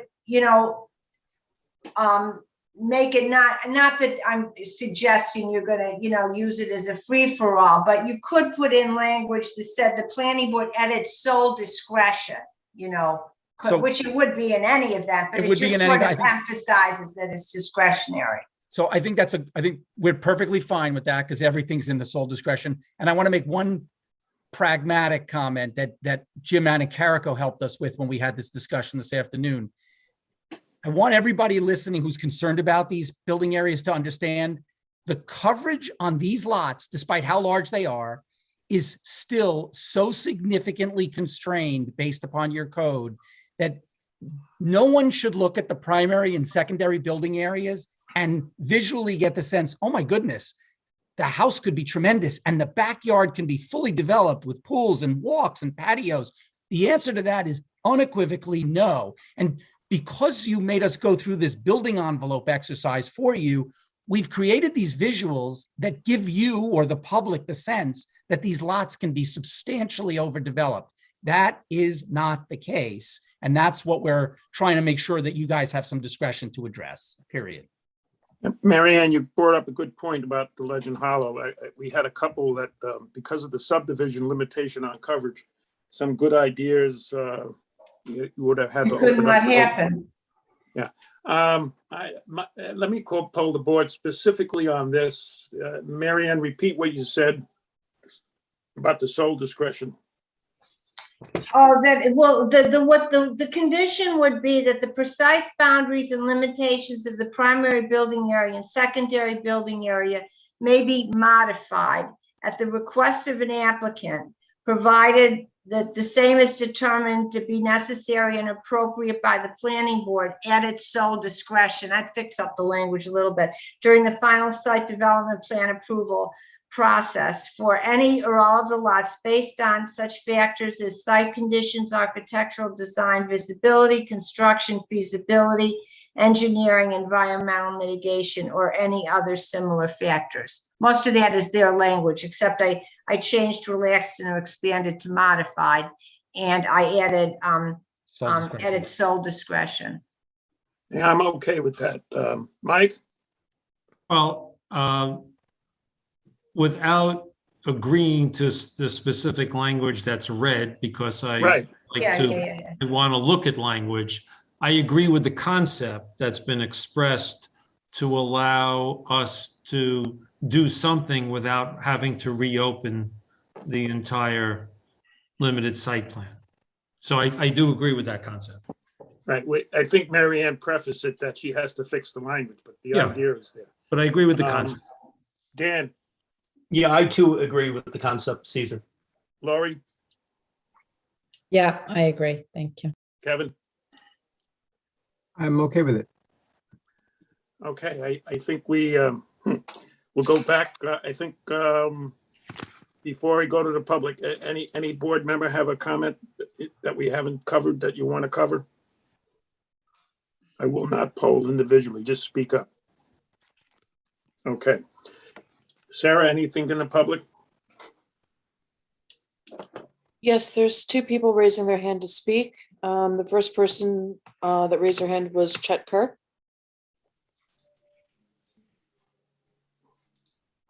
Good evening. This is Chet Kirk. Can you hear me? Yes. Thank you very much, Chet Kerr, on behalf of the Greater Irvington Land Trust. I actually raised my hand, as I always do at the very beginning of this process, so I can make sure I get to speak. And having listened to the discussion, I only have two quick comments. One is on this last point you were just talking about. I very much appreciate the need for the planning board to address in the future uncertainties, whatever. I would say that obviously we have been working hard to raise the issue of both the setback areas and I guess I'll wait to look at the language that's going to be in there, but those are important issues for us. That's why we press them. And so I'll leave it at that. The only other thing Mr. Kerr, on that point, keep in mind that before you commented, the planning board created those, the setbacks. So that's correct. We did take the initiative on that. So and well, that was my second point is this, and I appreciate that, Chairman Manfredi. And honestly, my second point was, and I want to say this publicly, I again appreciate and I mean this sincerely because I've taken a real active role in this. I again appreciate the way the planning board has approached us to take into account some of the concerns we raised, and I appreciate the way Marvera has taken those things into account. I think that I continue to be, and I'll say it, I'm continue to be impressed with the way both Marvera and the planning board has tried to address and wrestle with some of the things we've raised, and I think many of them have been done well. So I'll leave it just at that. Thank you very much. Well, thank you. Thank you very much. Thank you, Chet. Sarah, you said there was another hand? Yes, the next person to speak is Stephen Hardy.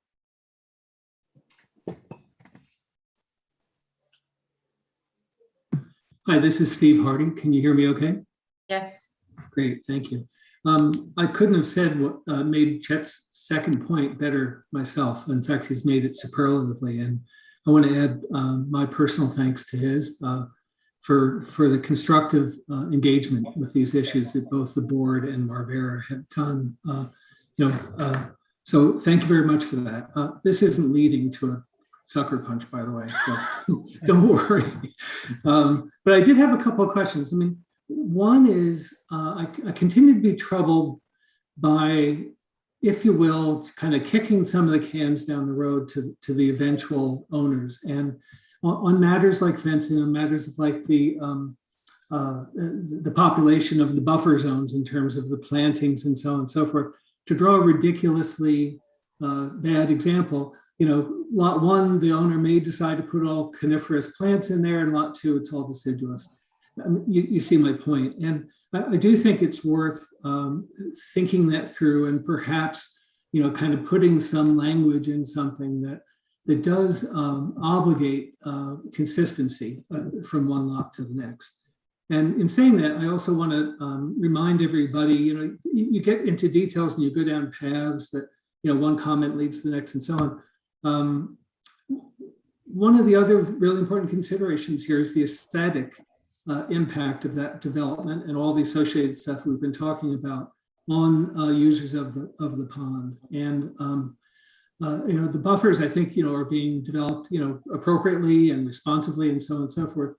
But it would be a shame if we didn't have a consistent front on the south end of these lots that, did its best to preserve the tranquility and, kind of natural qualities that people see as they're walking around, because those lots are actually very visible because there's no trees down towards the pond or anything like that.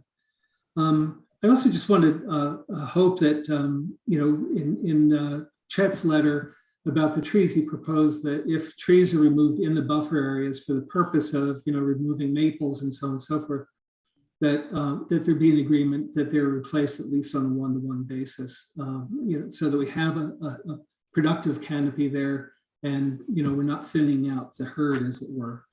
And then finally, I'd like to, Marianne, you talked about getting the draft conservation agreement out early. It's to state the obvious, it's particularly important at this time of the year that there be plenty of time for people who are celebrating holidays or traveling or whatever it is, to have a look at that. So I really endorse that idea, particularly of doing it ahead of the normal schedule. Thank you very much. Before you go, I think we accomplished the preventing someone, we're going to plant all arborvitae or whatever. There's going to be lists for each. I don't know if there's still going to be three different zones, but the way it is now, there's a list of what we expect in each zone. So it has to come off. Again, because of the future homeowner may not like that shrub, but as long as it's coming off the list that we prescribe, and the list is made up to perform the function, the intended function. So they can't deviate from the functional list, because the lists are being developed on a functional basis to be filtration. And if they go off that list, it's not possible. We don't want them to go off that list, because then you don't have the function, the intended function that the list is developed for, which is ground cover and filtration. So I don't think what you said is hopefully when we're done, that's not going to happen the way their Lucille and our Suzanne is going to work up what in a general sense, a list of functional plants for each zone. Okay. And will future homeowners, you're saying, will select from that approved list then? Okay. Yes. Right. They will select. They'll select from that list. In addition, they'll be told there's got to be, not only will there be a list, there'll be an indication of what types of plants or shrubs should be there, because it might have different types at different places. Correct, Lucille? Yeah, and so part of it too, Mr. Hardy, is that there's going to be goals and objectives for each of those zones. So, it'll say the functional zone. There's a functional. Right. So the goal is in this zone, there'll be so many shrubs, space, blah, blah, blah, so many feet apart, mix of deciduous and coniferous or evergreen. And, so we will be working in tandem with Suzanne and with Steve Miller, putting our heads together, coming up with the list, coming up with the recommendations and the process, so that at the end we have goals and objectives, so that it feels like a collective connected woodland. One lot from the other will feel the same. And we're going to establish the goals and objectives on how to do that. And then going back to the one-on-one tree replacement, that is not ideal.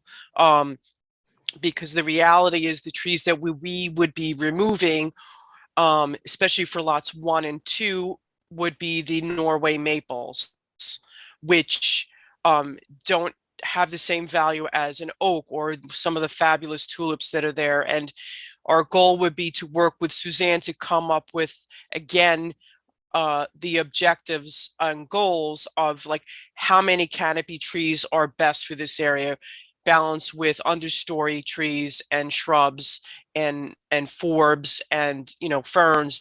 So we will work in tandem with Suzanne, Steve, and myself on that.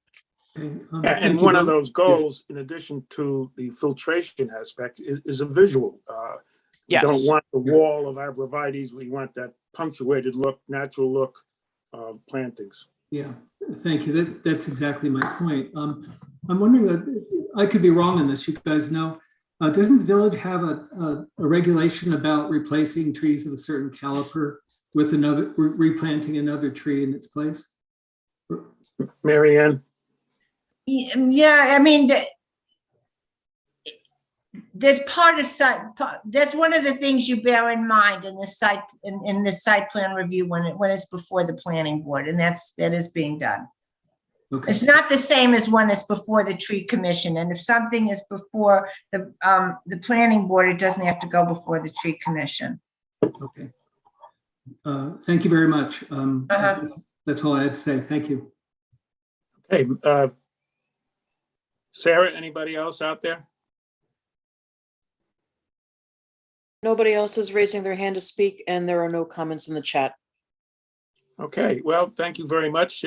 Before we sign off, based on anything, Dave or your crew, any other questions for us?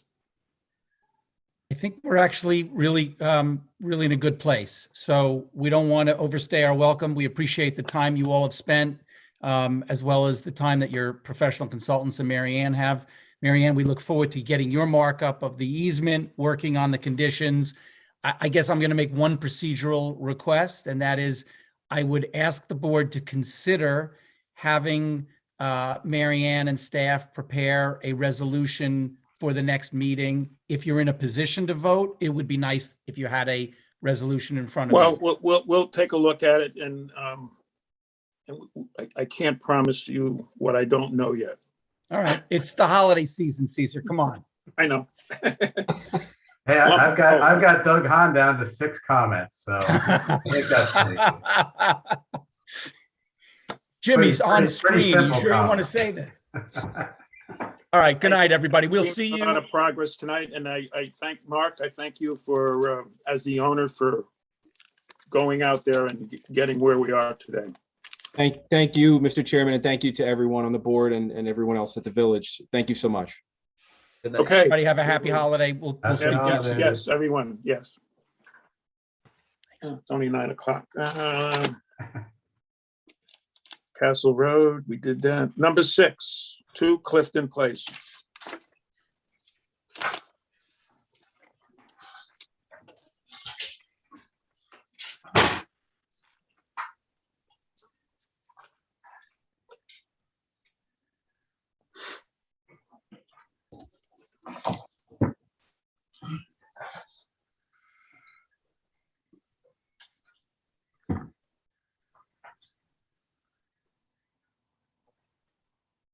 Hello, everyone. Chairman, the board. My name is Peter Gato. I'm the architect representing the project. With me in the audience tonight is the owner, Charles, and our project consultant, former owner of the house, is Marty Dolan, too. So I'm not sure if you want to promote them. They have some things to say at some point, if need be. So as you know, we have been to your board before, and we have listened to the comments, and we're thankful for the comments and clarity from the consultants, as well as the board and the building inspector. We have submitted an updated package you have before you, and one of the main points we're trying to essentially just document what's there and adjust what we need to for approvals. And one of the biggest points that was understood to be a bit of a contribution to the coverage, as well as it affected some of the landscaping comments, was the deck, which we indicated was a temporary deck, and the owners decided we're going to remove that temporary deck. And the plans you have in front of you reflect that. The other comments that you had, we're working towards them. We've been dwindling down the comments from Mr. Hahn. We received an updated sheet yesterday.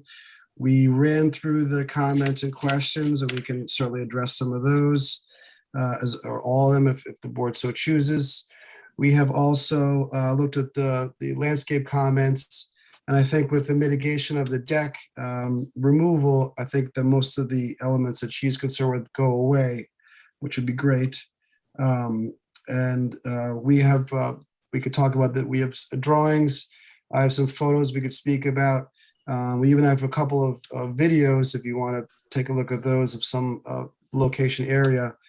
But in general, with the big picture, we'll turn over to specifics in a second, but the big picture is that the house is a 4.56 property of the National Historic Trust. Again, it's been cared for a long, long time, and it's been updated a long, long time.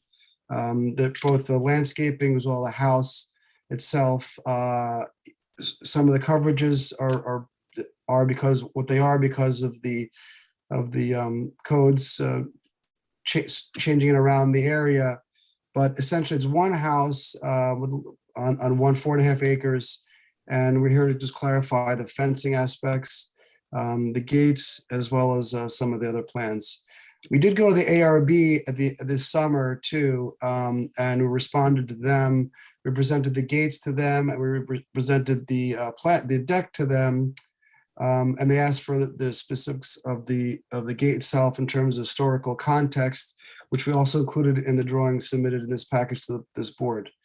They actually had very interesting things to say. We took them to heart. One of the main things was to remove the bamboo from the deer fence, which we 100% did. So we're working in concert with that board as well as you, so the new owner can enjoy the home and care for and protect it as it had been for a numerous amount of years. You want to bring up the site plan, please? Sure. Let's see.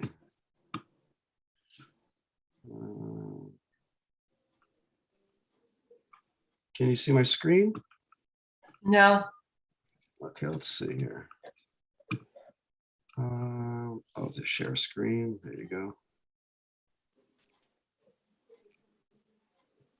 How's that? Okay. Okay. So the site plan, I'm looking more at the site plan that shows what you're removing. Okay. So the gray the gray areas. This one. What you're removing, what you're planning on removing, and what you're not planning on removing. Yes. Do you see this, Mr. Chairman? Let me see. Oh, it's this one here. There you go. Is that it? That one, yeah. Okay. Okay. Yeah. So right. So just to be clear, that the area and sort of dash where my cursor is, we could see that this is the entire patio being removed, and the tree and the trees remain. So that again, for the confusion with the potential damage with the trees of the deck, that's gone away with the removal of this section. The gray section are a little more permanent. And if you can see to the photos to the left, really the easiest way to explain this in a snapshot, nutshell, is that this fence and this little crescent, sort of flat crescent shape here at the bottom of the screen, and this other one, they are part of the fence that are integrated into the hill that represent this fence that's on the previous site plan we showed. So in essence, if you can imagine, this fence is 6'6" high coming straight across, but the Excuse me, isn't it higher than 6'6"? Well, yes, Mr. Chairman, I'll explain. So it's the picture this, so it's not, if it's a flat world across the entire site, it would be a 6'6" fence. But the property actually dips lower in the middle and it sort of bellies out at a lower point where this gray area remains, and then kind of raises up a little bit where the gate is and continues to a higher point at the other end. So the line of the 6'6" fence is maintained across the top, and it's, if you imagine that, and then it's filled in at the lower level to make up for the ground difference of the height. So, and then that deck is part of that as well. And this is important because if you know the note to the bottom left here, this is essentially a busy area for traffic and trucks and DPW and leaf piling and a lot of things going on. And then from the vantage view from that Hold on with that. I walk there at least twice a week, and I only once that I saw some trees stored there, and that was during a major storm where several trees and the utility pole came down, and there was a few trees there. And if it's a reoccurring basis, did you get any complaints about that being a storage area of some sort? I've never had a complaint. What's that? I've never had a complaint. It's Marty. Yeah. Let me try to explain it in layman's terms. We are trying to do something logical here. So what happens is that the hill's like this, and the house is a lot taller than a normal house. A normal house might be 20 or 30 feet tall, but the scale of this house is so big that what happens is, even from the kitchen or from the first floor, you're pretty much looking down at that parking area, which is not really used for municipal purposes. It's used for the tennis courts. So you have people coming and going all the time. It is also used frequently as a waste area, the little gray area by the village. So you have this unusual aspect of the house, which is because it's so big and the topography is so right, it just turns right there. What we did is we just wanted to raise it up a little bit, and that makes it 6'6" at the top.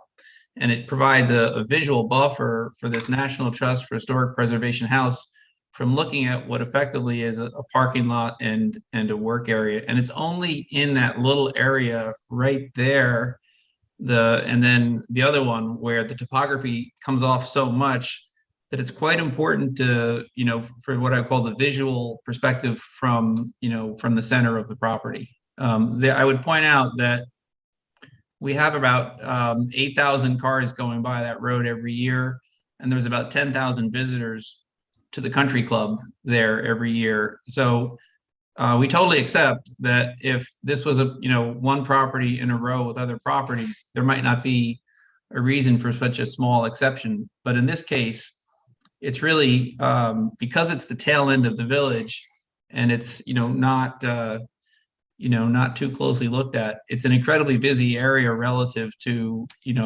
what we can see from the house. Well, I'd also before you go any further, you gave an explanation about the fence. We were working on the patio. Let me finish. Any fence variance, that was an explanation you can save for the ZBA for a variance for the fence height. But you really need, now that we're talking about the fence, you really need to show some details of the fence, some elevations that show the fence, the actual height, the line where it should be, and you either propose to get the variance between the line where it should be in the detail you're going to present and the height that it actually is, and then you can go to the ZBA to either get a variance or cut the fence down to 6'6". You can do the same thing for the iron gate on the south side of the property, which is Hudson Road. It's on the north side of the property. Caesar, that gate's on the north. The iron gate is on the north side of the property, but that's neither here nor there. I disagree with you. Not the Hudson, the south side of the property. There's maybe you're right. I can't remember. Yeah, the labeling is we kind of have a front and back gate, but it's okay. Wherever the gate is, right. It's over 6'6". And again, I don't think you want to cut it to meet 6'6", but again, you need a variance for that, and you have to show details of why you're asking for a variance because it's over 6'6". Again, a profile of the fence. Yeah, we understand. But we got off the main subject that we were talking about, which was the sections of patio that you're leaving in place. For example, the little gray area, the walkway to a patio that's no longer there, and the little crescent and the other looks like a snail. So I'd like to address those, Caesar, if you would. So when you address it, why are they remaining? And the other thing you didn't address is I know we requested a arborist to address the impact on the trees upon removing the deck that you so far have proposed to remove. But yes, in my opinion, you're going to wind up removing all the gray. But we'll let the rest of the board opine on that. Go ahead. Yeah, thanks so much. That's great advice about and as far as the gates, we're really those don't matter what height they are. We can keep them or we can trim them or whatever. I mean, that's a pretty simple job. Those little the gray area that's leading to the former temporary deck, those are just flagstones. There were extra flagstones. We can just take those out. That's no big deal. The little crescent-shaped deck is massively important because it basically prevents us from looking out at the parked cars that are coming and going and at the DPW pickup area. I'm at a loss at how to a ground level patio assists in obscuring a view that you say it helps obstruct the view. It's not a ground level patio. It's a view for number 4, Mr. Chairman. If you see the photo of view 4, you see that circle deck and looking straight across the fence that's there. So, and Marty will talk about it more in a second, but this is what we were saying earlier, that if you imagine the fence goes lower than what this deck is showing, if that was to be, that's helping to screen it. So the fence Right. is more of a transparent lattice type fence where you can actually see through it. Let's light and air through it a little bit. There's seasonal foliage to screen it. But if that was not there, you're looking essentially at a taller angle, angling down the hill directly at this parking lot, and then the cars come and go. Marty was referring to. And I would just further add, Wait a second. I don't see your point. If you take that from that picture number, view 4, you take that patio out and you have a fence there.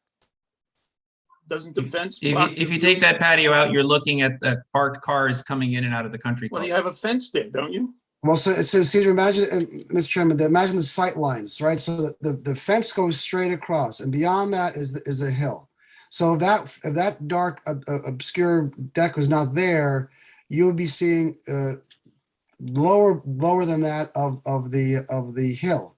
So that, and just by angle of the continuous line coming across, it's higher than the lower hill and the parking below. If you reduce that by 2 or 3 feet, you're seeing lower down into it, which would be exactly at the heads of the cars and the road beyond. Right, and if I can just for a second, what we're trying to do. You're not covering the fact that there's a fence there. No, but you'd see through the fence, and also we don't want the place to look like a prison. We're trying to make it look like you're in the 1850s, like you're trying to create an environment that is. You could put screening there.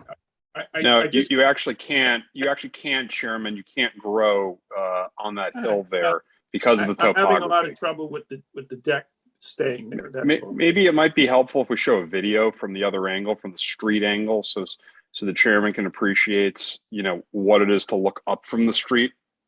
But maybe that helps. that would be helpful if you have it, Peter. You're going to have to do some site renderings and finish your presentation, and then I'll poll the board and see what they think. I'll pull it up, Marty. Keep explaining if you want. Let me see what it says here. I have some photos. Or you want the video? Let's go right to the video.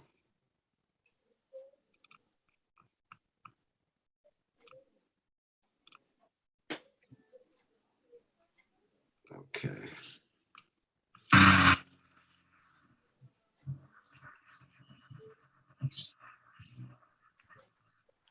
Okay, so this is the work that gets done around here.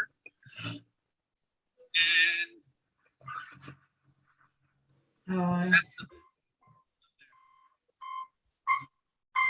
It's essentially a sheer cliff almost.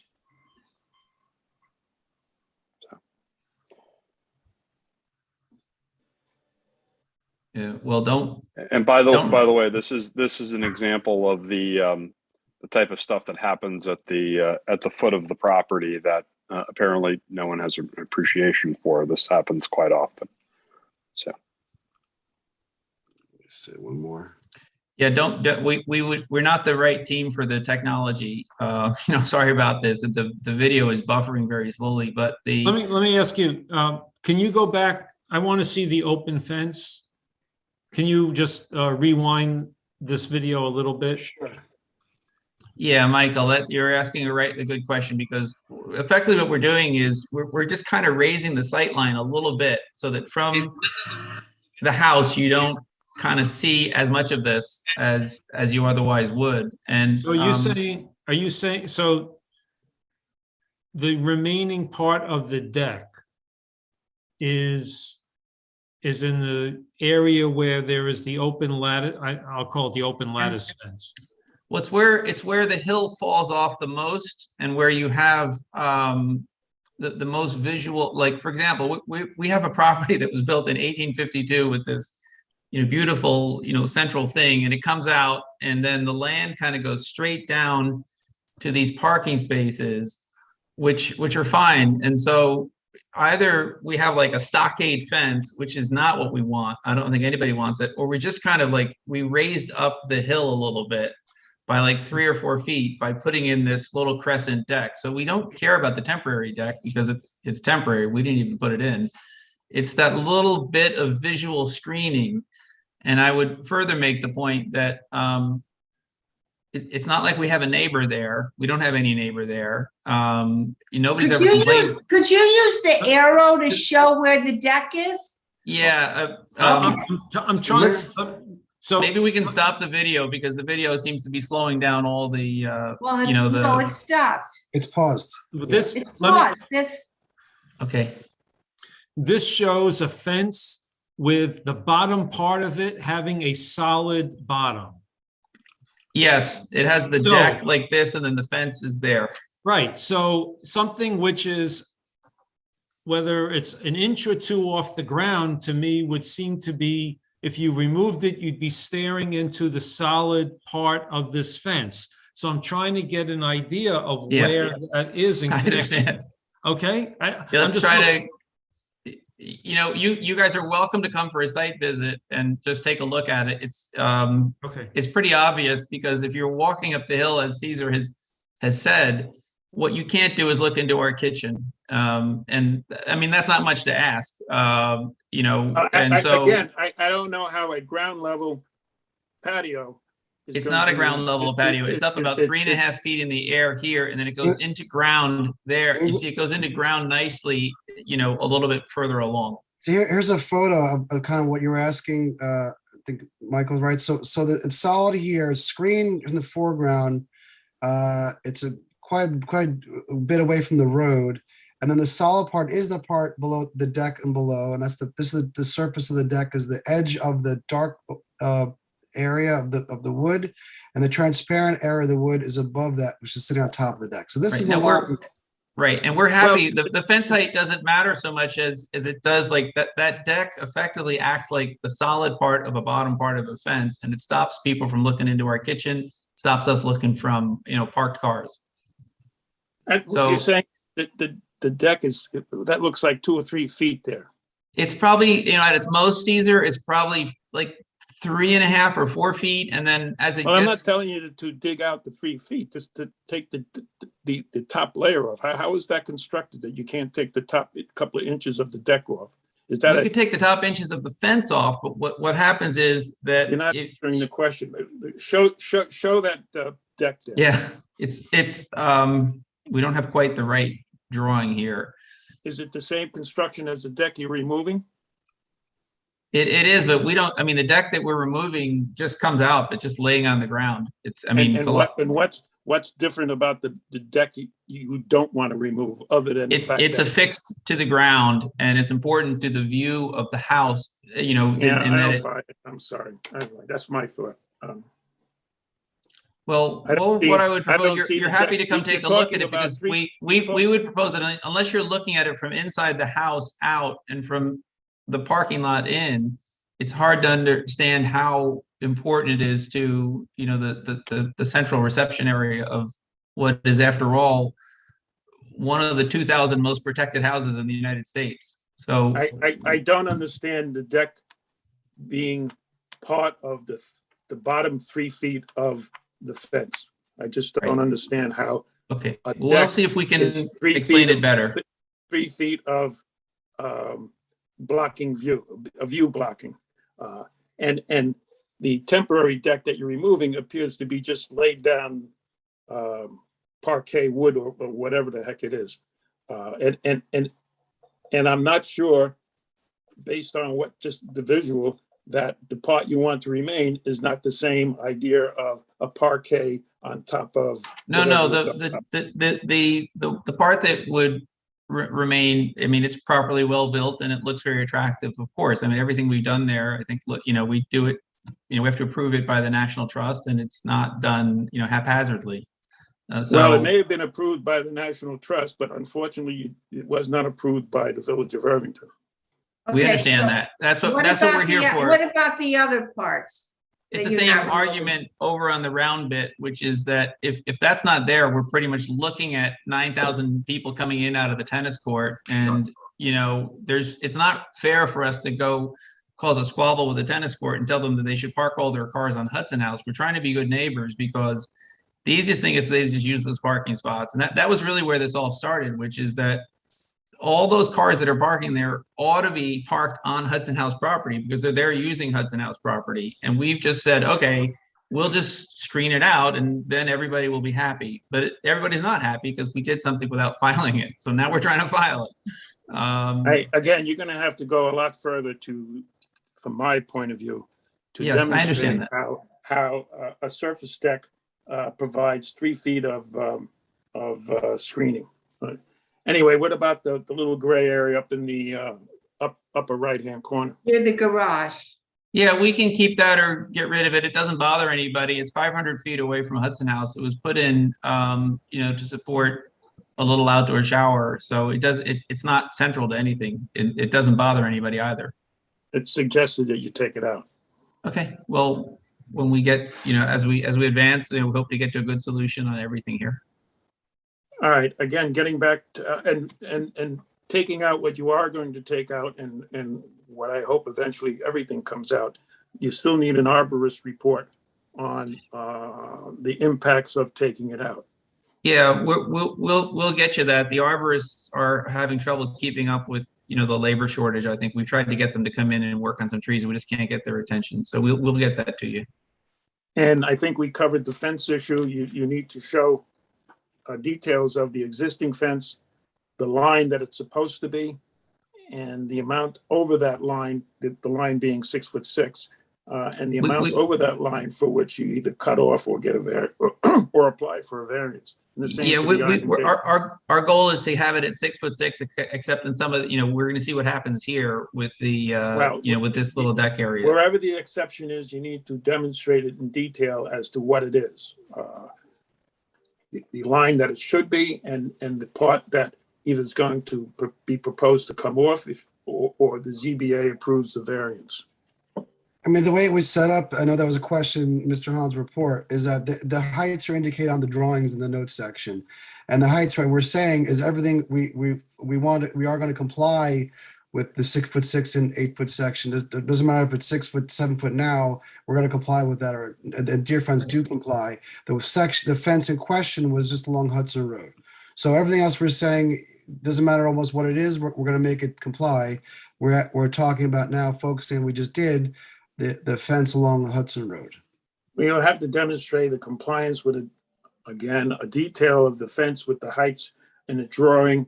And you indicated there might be sections that are going to be over the 6'6", so you have to show that how much over, and then that eventually needs a variance if you're not going to cut off because of whatever the reasons are, you don't want to cut it.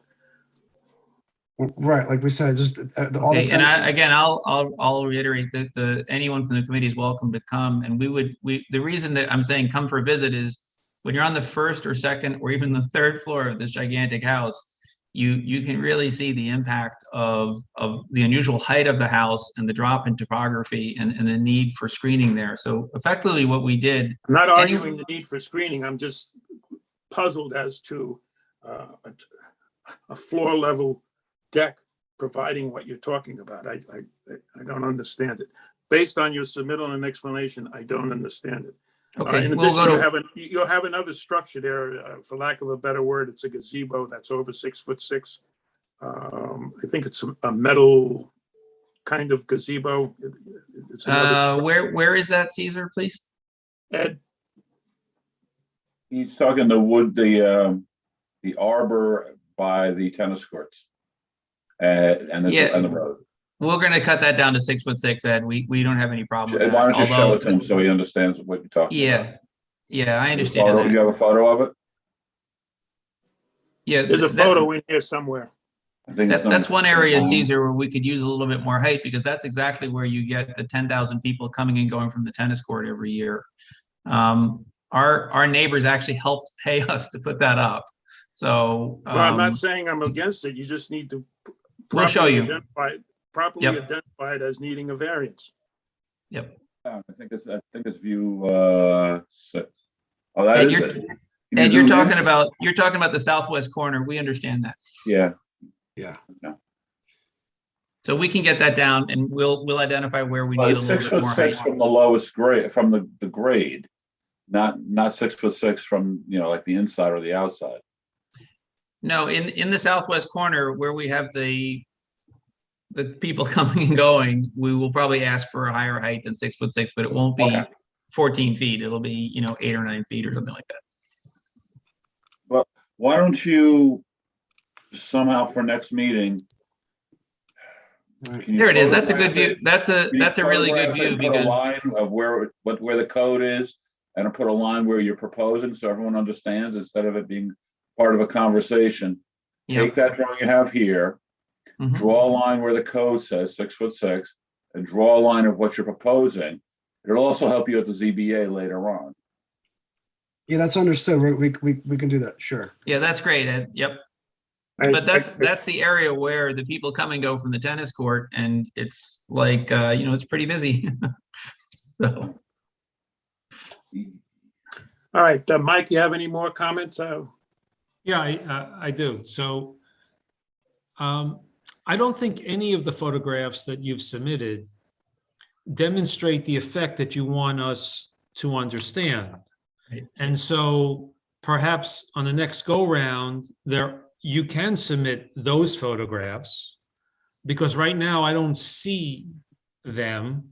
And then I can decide whether or not it would be useful to have a site visit, because I can't just walk onto your property and see it. It's unlike other things that we've had to deal with, where I can see things from the street level or from, and so the first effort would be maybe there are better, specifically taken photographs that would demonstrate the effect that you're trying to explain.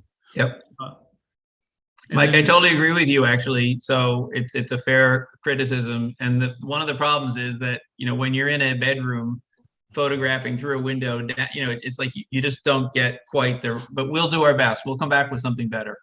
All right. Okay. And further elaborating on that, if you could show a cross section of the deck that you want to keep, how it's constructed, so that if the construction of the deck is to the extent that you want us to believe, I want to see that construction on a set of plans, so that if the deck were removed, is it accurate what you say? How deep is that deck that is going to help with the obstruction of view? Is it just a 2-inch surface deck that you rip up with a couple of stakes and then stringers?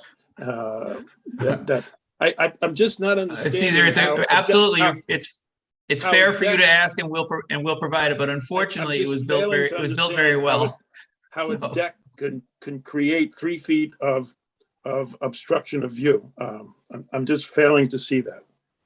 Okay, we'll try to make it clearer, and and I think we've got, for lack of a better word, I think we put our finger on what kind of the problem that we're trying to solve here, and we appreciate your advice. And plus, the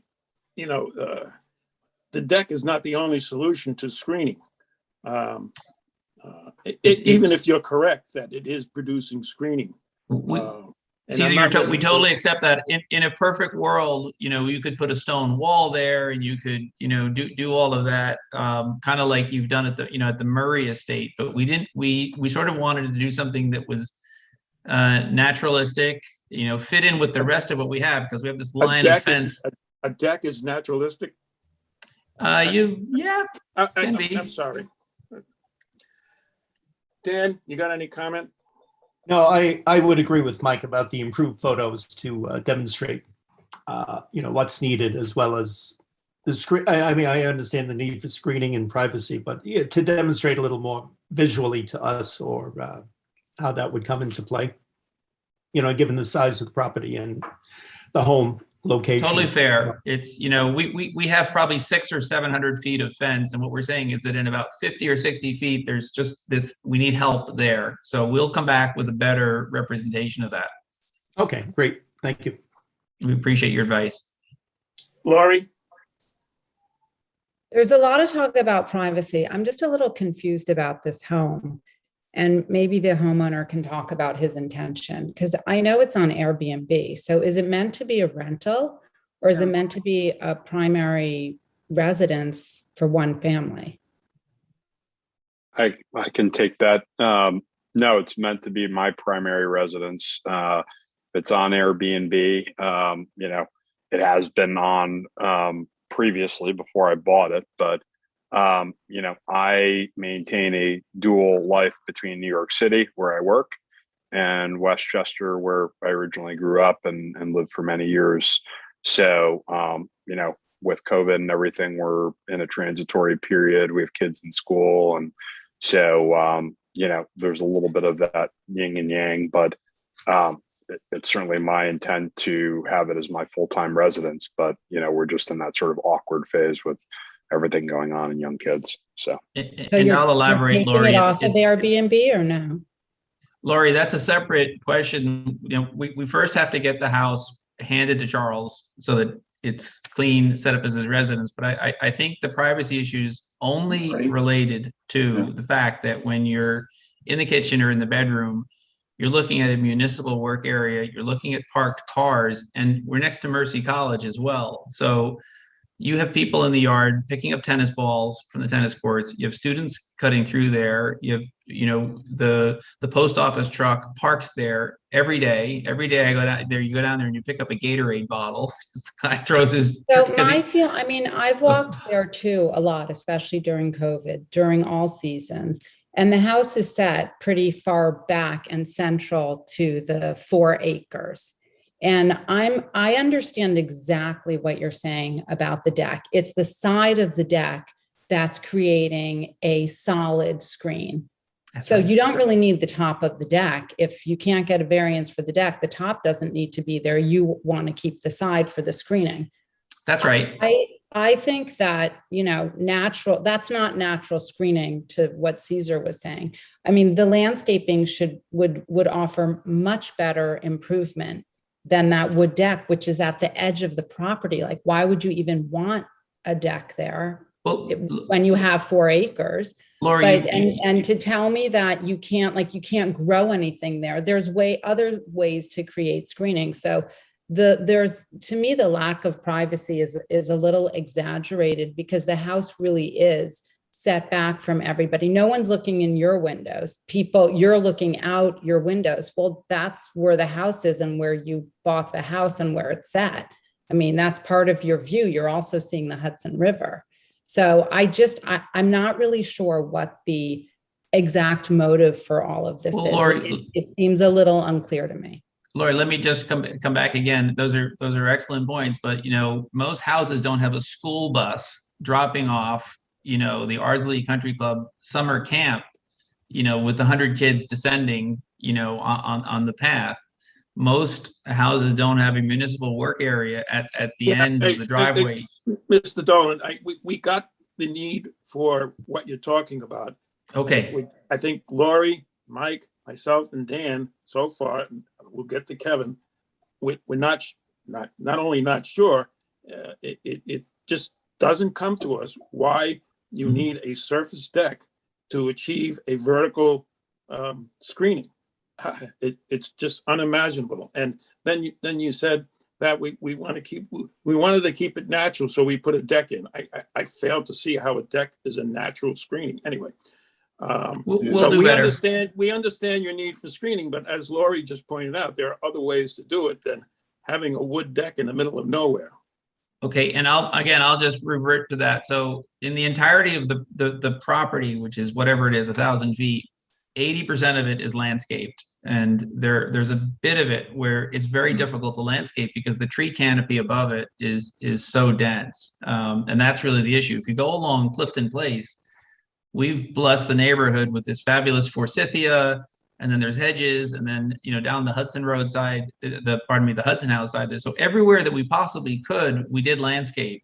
But the trees here are, whatever they are, they're 60 to 80 feet, and I've tried, we've put in 30 or 40, things in there, and nothing grows because it's very difficult. So we'll do a better job of showing, the cross sections and, take the photographs and try to do better and get everybody. We appreciate that you accept, kind of the, what's going on here, which is we just want not to look at, so much activity. Caesar? Laurie, are you finished, Laurie? I didn't want to cut you off. I mean, the only other thing I'll say is the school bus, the tennis courts, all those things were pre-existing. Like I bought a house and I see a school bus every day too. And, I live above a school. I knew that condition when I bought my house. So I think some of those things those tennis courts have been there for how many years, right? So I just it's hard for me to take a pre-existing condition and expect that, putting in decks that weren't approved is something that's okay.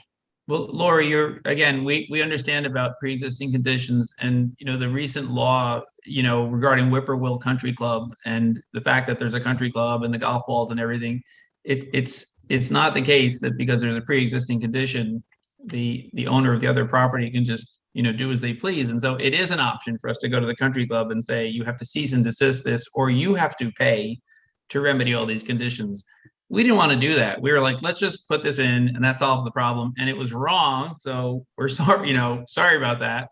And we're just trying to get a area of this deck, which is, 40 or 50 feet long, approved by you. So we'll try to do better and come back. We understand all those arguments. I have to be honest with you, that's going to be a tough road. But Kevin, you want to opine? I don't want to opine. I mean, I think because I'm willing to hear the argument. I think each one of us has emphasized that there's some questions. We want to see some pictures. We've asked the question. We want you to make the compelling argument so that we can evaluate it. And we just don't have the views. We don't have the answers to the questions yet. So once we have them, it'll be easier to provide an opinion. Okay, that seems really fair. Do you have a topographic map of the property? I don't recall if I saw that. There's going to be one somewhere along for you guys soon enough, I'm sure.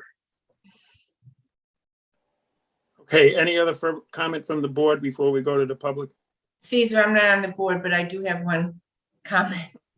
I would like to speak after Marianne too, Caesar. Okay. I just want to emphasize, because in the beginning, Peter Gato said that he thought, with lifting the decking, the landscape issues go away. That's not the case. In fact, I just compared Suzanne's memo from last month and this month, and the issues are exactly the same. The concern is because that deck is coming up, how will it affect the trees? So read her comments carefully. It's partly the arborist, but it's also she wants to see a restoration plan. The planning board wants to see a restoration plan. That's her recommendation. So read Suzanne Nolan's memo carefully and respond to that. Yeah. Thanks, Marianne. We will. And actually what I was referring to is restoration is if it was some sort of permanent deck, that's typically what happens with its columns and footings and things, remove it. The simple way that, you and I would do is fill it in, but there's ways to remedy the soil and to put the right grass seed in there, or do certain things and to give it a chance to have a different natural life. That's well, that's a restoration plan. Exactly. Yeah. But you gotta come up with that. Okay. Right, but the trees she was referring to the choking aspect or to closest to the trunk. So if there's no temporary deck, there's nothing attacking close to the tree.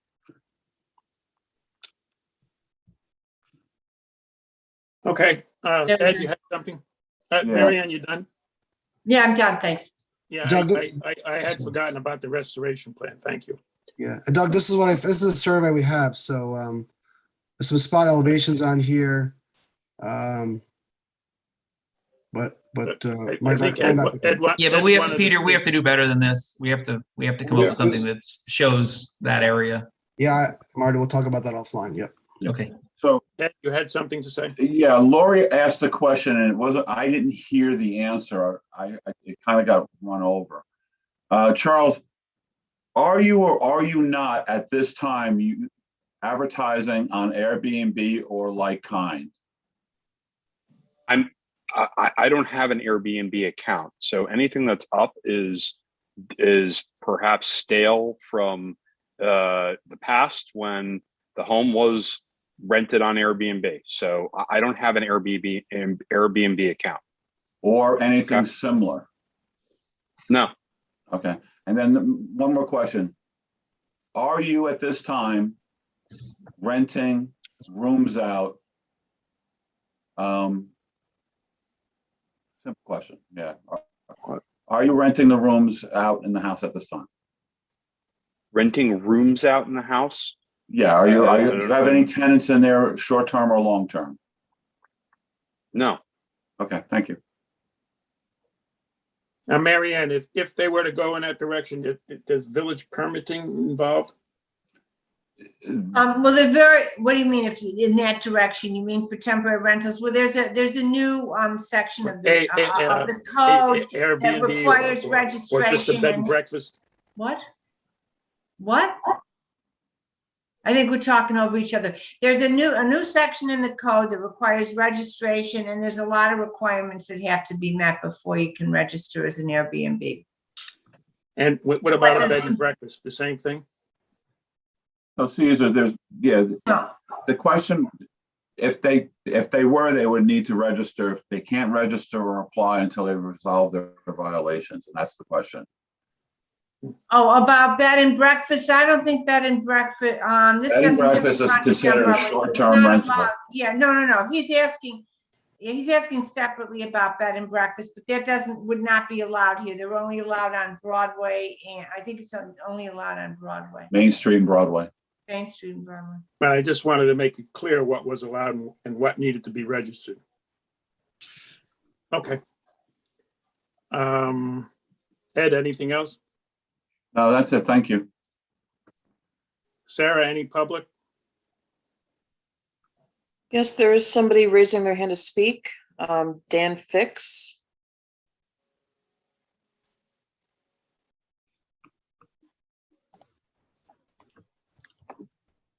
Hi, good evening. Can everyone hear me? Yes. Can you all see me or not? We still have the shared No. site plan up. Okay.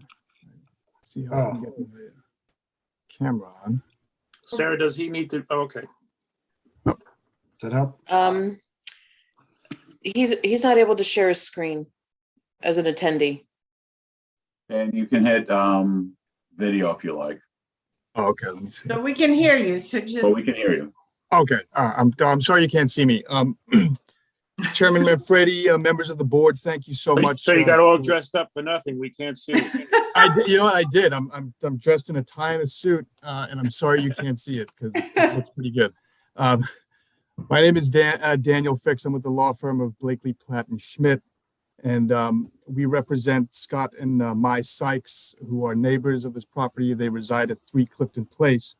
Now, my colleague Lino Sharetta appeared a few months ago, and I'm just here to sort of reiterate the same issues and concerns that we have with respect to this project. And I think the board has done a very good job and is really paying attention to the issues here.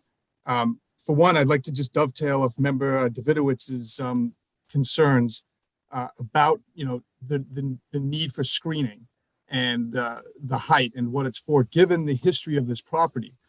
This property has been used in the past, not only as an Airbnb or VRBO, it's been used as a commercial wedding venue. It's been used as a movie set where it's been incredibly disruptive to the Sykes, and we just want to maintain our position on the record that anything that's done, we need to understand what's going on.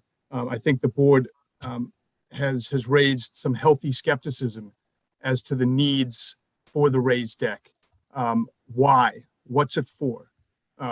Aside from what's being told, it's a nice narrative, and it's also can provide some screening and handy screening to hide commercial activity as this property has been used in the past, and that's our concern, and that's our objection. I would like to note, that this, with respect to this temporary deck, as we understand it, it's been up there for at least 6 or 7 years. With respect to lattice fencing, is that even allowed? What could the other objections be or the other objectives be for raising the deck? And so, I don't want to take up any more time. I don't want to be redundant, but respectfully, there's clearly needs to be an understanding of what this property is being used for, what the needs for these legalizations of obviously improper usage in the past. And so we'd like to just place that back on the record, and I appreciate the board's time, and thank you so much for taking a look at this. Can I just make a comment if we're going to go on the record on one or two things here? So I would be fine with any objections from a neighbor, but a neighbor who is an officer in a registered New York State not-for-profit and is also trying to acquire your house and not disclosing that really should probably disclose that before make comments like that. So that's all in the past. Charles is the new owner of the house. We're trying to figure out what to do with about a 40 to 50 foot area of what's about 600 or 700 feet of a fence. But I don't pay much regard to Mr. Fix's comments because of the conflict of interest when our neighbor tried to knock down the price of our house so he could buy it. Well, that's up to you, but the fact remains, and that past violations for structures being built without approval were issued by the village 2 or 3 years ago, and other than this effort to get that stuff approved, there's really been no attempt at bringing the property into compliance. So anyway, so we're doing our best. We're trying to catch up on this stuff. We you submitted had 3 years to do that. Well, we submitted our first. I was just going to say, Mr. Chairman, I've owned this house for 6 months, right? So this has been a focus. It's a focus of many focuses, as you can imagine. I think we were before this committee, and obviously we, weren't properly prepared, but we sat here and we've been trying to do this. We're here next month. We're going to be the next month. We're going to continue to work on this. So it's a priority. And Mr. Fix, if your client would like to contact and reach out to me directly to discuss anything, as my neighbor, he has the permission to do so. So he can feel free to reach out to me. Okay. As the new owner, I hope it's clear to you that the village has permitting requirements for, as we discussed, for various uses other than you living there as a private resident. I understand that. Thank you for your comment. Sarah, is there any other public? Dan still has his hand raised, or he raised his hand again.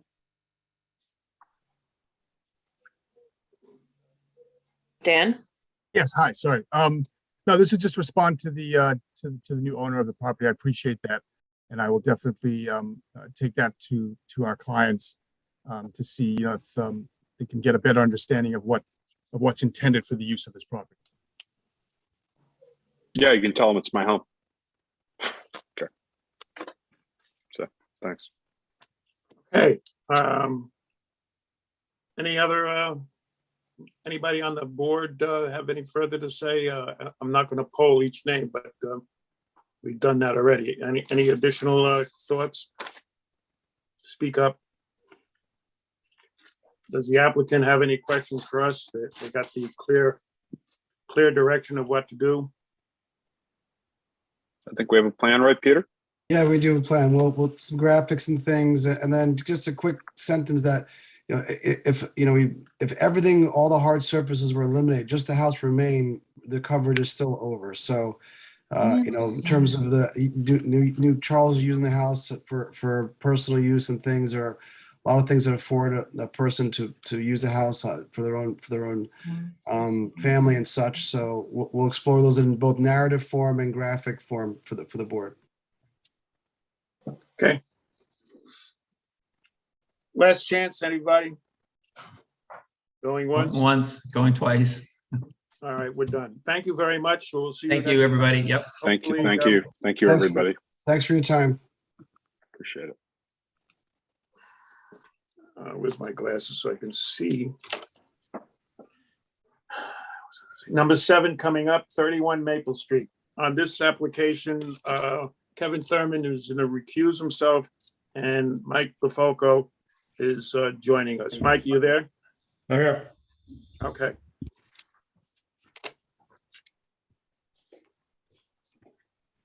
If you're here to represent the application, can you please hit the raise hand button?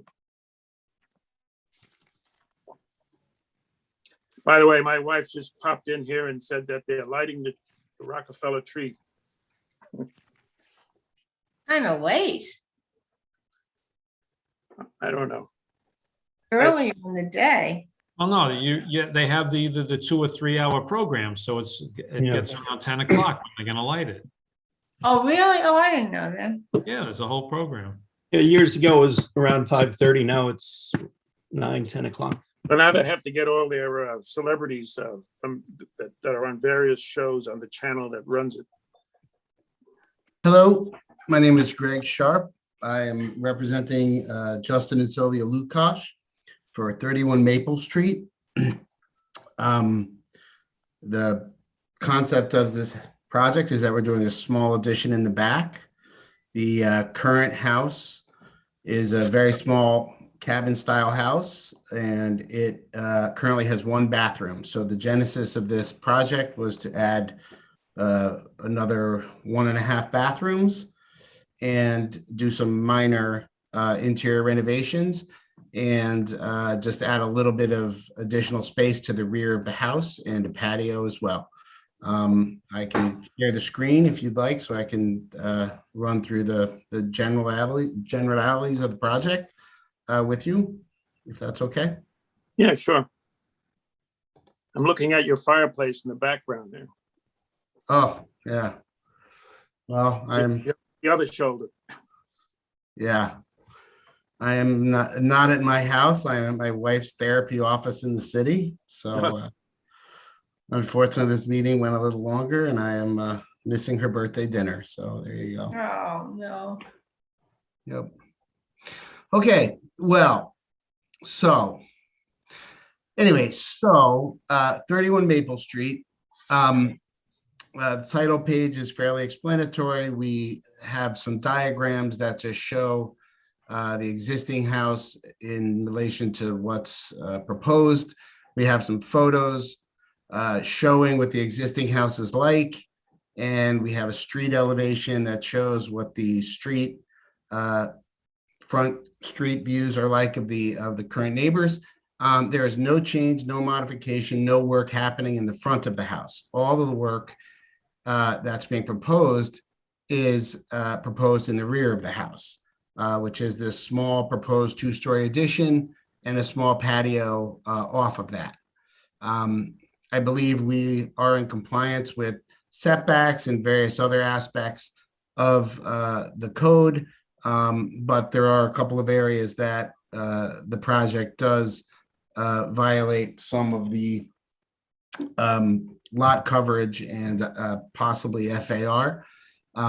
Before you go on, you mentioned setback. We needed some clarification. Ed, it wasn't clear that the setback line is, I mean, we think you are, but it's not clear on the drawings that it is. Yeah, Ed? I think the existing house may not be in compliance, but the proposed area. No, the rear yard. Yeah, no. Caesar, we checked that. It looked like it was okay. We checked it. He's okay, Caesar. It was, the setbacks weren't on the one of the site plans that we were working with on Monday. And that I'm not sure if this was the plan we were looking at, but that was the problem. This may be, we just got Hans' letter like yesterday, I guess. So have been starting to make some of the modifications and starting to work through that. So gotcha. So yeah, so this wasn't on the plan. Caesar, it was just, we wanted to make sure it was clear. And you can see by the line, Greg, show them the rear line. It's in the middle of the patio. The rear setback. Yeah, that one. Yeah, okay. Yeah. So Okay. we've added some notes and things based on this letter. We should, have all of the comments addressed for the next meeting. We didn't have time to address everything this time. We feel that the project is fairly uncontroversial. We've worked with the existing architecture of the house, kept things in scale with the neighborhood. This just indicates the existing house. And this indicates the work that we're proposing, which is basically a small rear yard addition and a patio off of that. Hold on, go back. Yeah, go back. That doesn't show any windows, but your side view shows windows. Yes, we have some windows. We were not putting any windows on this one particular setback. But we do have windows on everything else. All of the upper windows are matching. No, on the new portion. Go Yes. back. There's no Oh, windows. that's right. Yeah, I guess there's, you're right. There seems to be something I have to add graphically. You're correct. Okay. Sorry, we'll do that. Good eyes.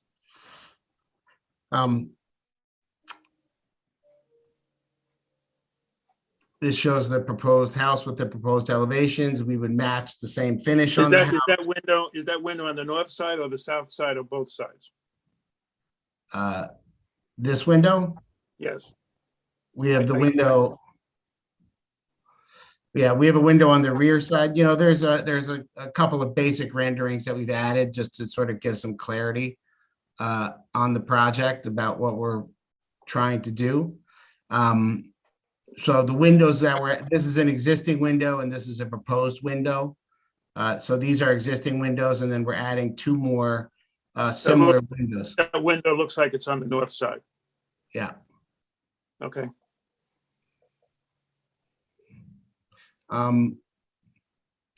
It's a fairly small modification. I believe the owner has met with all of his neighbors and has discussed the project with them. I believe that they feel favorably about it. They're certainly able to come and talk about it. I don't think that, we'll obviously address all of Han's questions and comments or any other comments that are, brought up by the board. Please let me know if you have any initial comments or just advise us on what our next steps can be. I know you just got the comment letter, but in there should be attachment from Susan Nolan. She had some issues. On the north side, there's a big maple tree. When you dig the foundation for the extension, there's going to be some root issues. You should get we would like to see an arborist give a little bit of a report that if a mitigation plan is necessary, or how much of the roots are going. We don't want to kill the tree by cutting off the roots. No problem. Absolutely. And if there's any other trees back there, look at Susan Nolan's comments for tree protection. It's a tight site. How are you going to get back? What's the access down the driveway? Yeah. Yep, down the driveway. Is there any other trees that should be shown? I mean, existing trees that are going to be impacted by construction? No, all the trees are existing and we don't plan on removing any of them. So we will call out an arborist and make sure that they're all protected and just show it on the plans that they're protected. Okay. Oh, you're in the view preservation district? Yeah. So it doesn't, I don't think you're raising the height, but you need to tell us that demonstrate that there are no, assuming there's no impacts, you have to demonstrate that you address the view preservation issues. Okay, we can do that. Basically, we're going off of the same ridge line. We're working with the same architecture and it's in the rear of the building. So it essentially the view from Willow Street, so. Yeah. If you had a picture maybe from Willow Street, you have to be able to demonstrate that all as well. Okay, no problem. Did you produce a neighborhood comparison on coverage?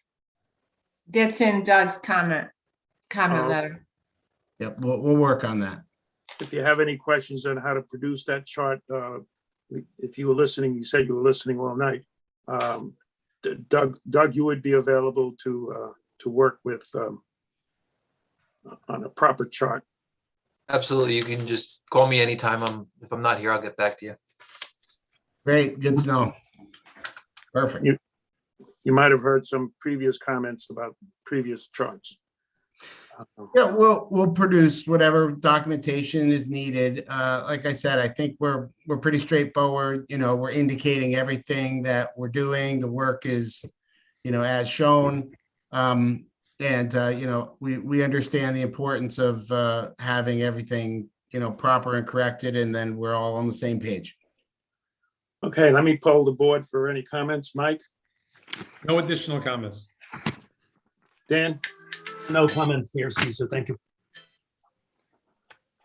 And, Lori? Greg, in your presentation here, I just saw the 3D like photo renderings of the back with all the glass. I didn't happen to notice that in the application. Did I miss? No, something? we just added that because. Okay. Yeah. I was like, I did not see that when I Yeah. went through. Okay, that looks pretty great. So We you know, we try to have these for at least the meeting so people could just kind of see what they're looking at. I know sometimes people, I mean, they're obviously very diagrammatic. It's just to give you, you know, something to look at versus just boring 2D drawings all the time, you know. Oh, it's Just because helpful. Thank you. Just because you're the planning board doesn't mean you don't like to look at renderings, I know, so. Well, yeah, we like the renderings. If you were watching some previous applications on view preservation, which were more significant than this, the renderings went on forever. So we appreciate renderings. The electronics that allow for that are wonderful. Yes, thank you. Kevin? Oh, no, not Kevin. I'm sorry. He's recused. Mike Bafuco. Yeah, I was thinking of responding to Kevin, but I would make sure. No comments, thank you. Okay, public, Sarah? Nobody's raising their hand to speak, and there are no comments in the chat. Okay, I think it does help with the renderings. It's really amazing how that can get done and make it look real. Okay, thank you. Thank you. One more to go. Number 8, 65 Havermeyer.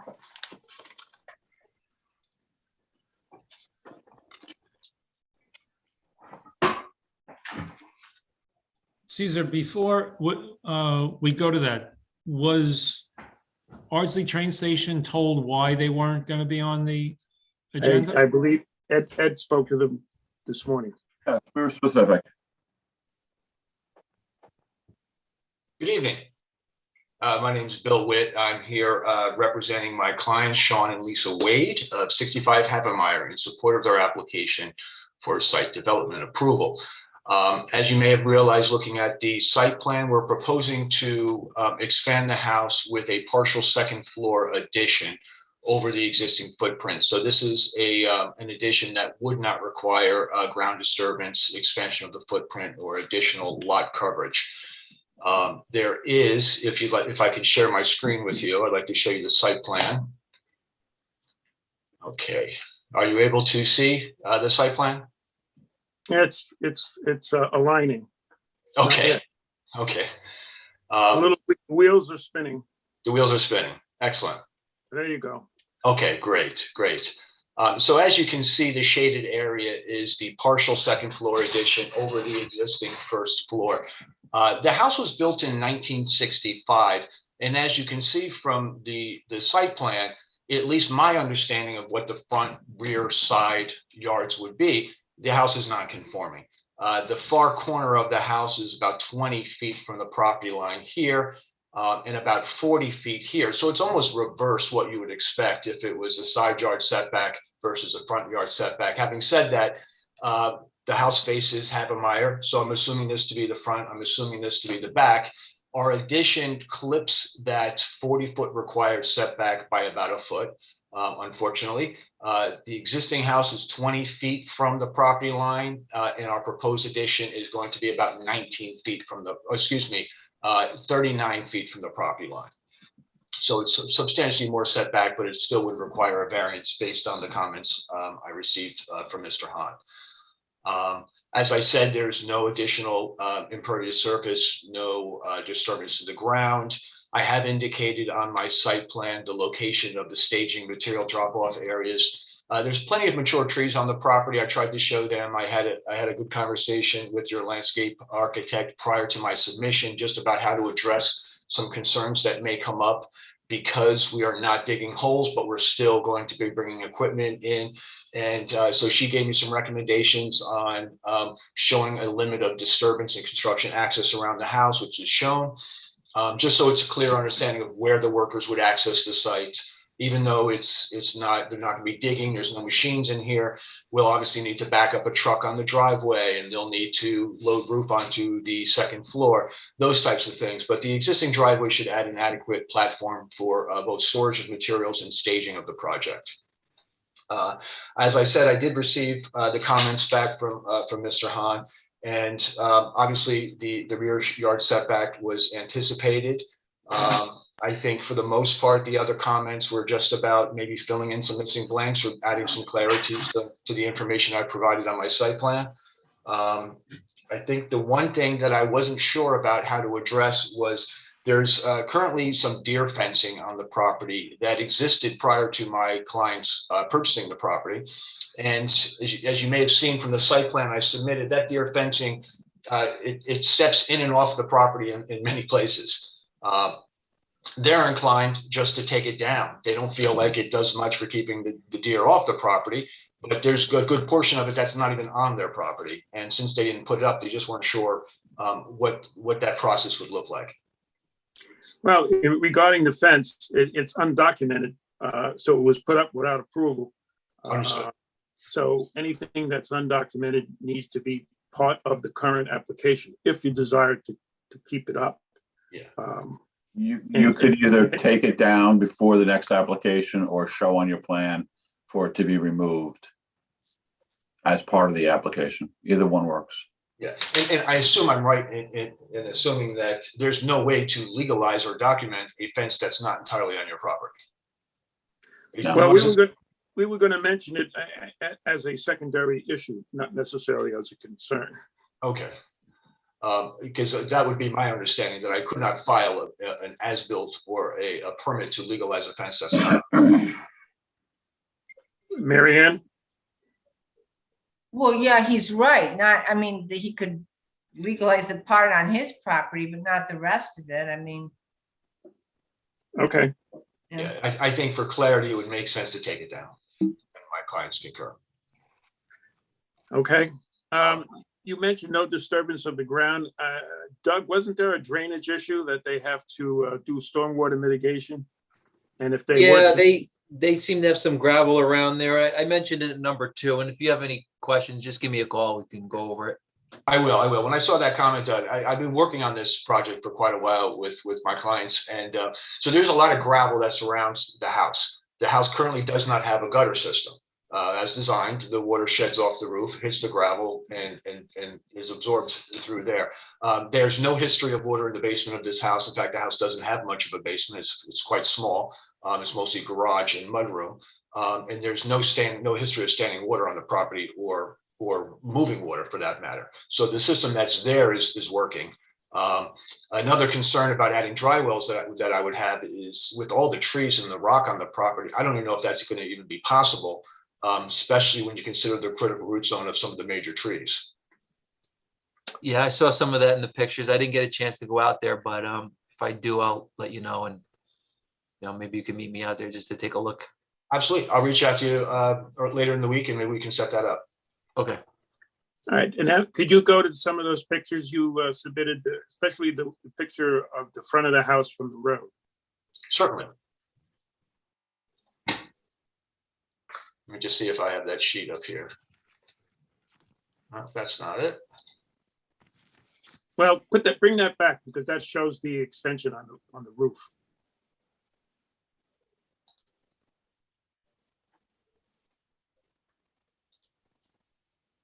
So there's the back of the house, front of the house. And then will you outline the new portion just with your cursor? This portion here.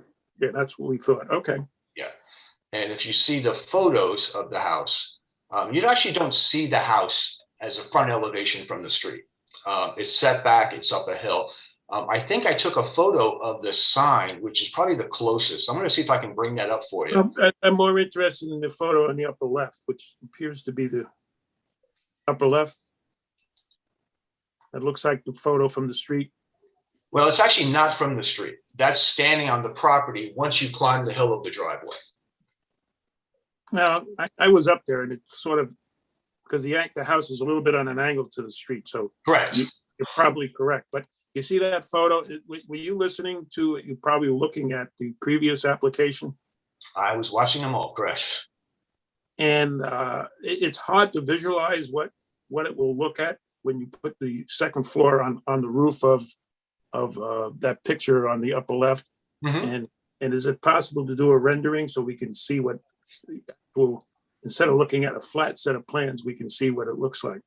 Yeah, I could put a sketch together for you that we can superimpose over this photograph that'll show the change to the roof line and the massing of the house. Yes. That would be helpful.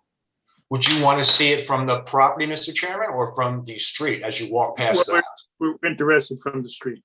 Okay. Unless anybody else has different comment. I'm just going to bring up the photo that I took just to give you a sense of. So here's at the driveway.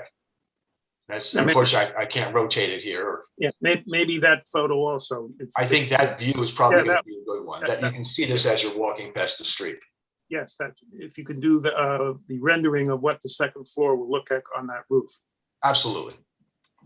Yep. This way we can see what it, if you're walking by, we'd like to, and it's also going to be helpful when you go to the ARB eventually. Absolutely.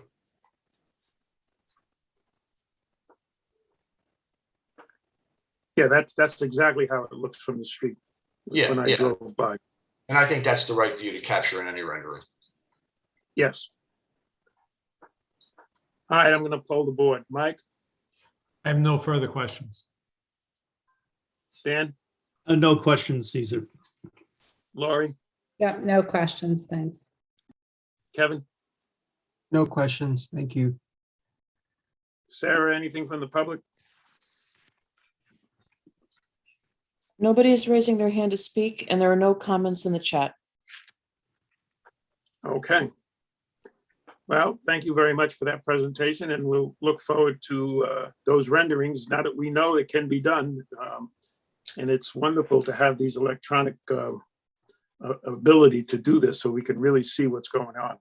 I unfortunately, I can't promise you that I'll be able to get a computer rendering, but I'll certainly be a physical, it'll either be a manual rendering or a computer rendering. I just can't promise if I can get that turned around. Well, you can put the stick drawing of it.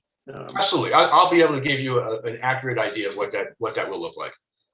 Yeah, it's hard to imagine it when you're looking at a flat set of plans, but if you can do some form of rendering so you can see what it looks like from the street, that would be very helpful.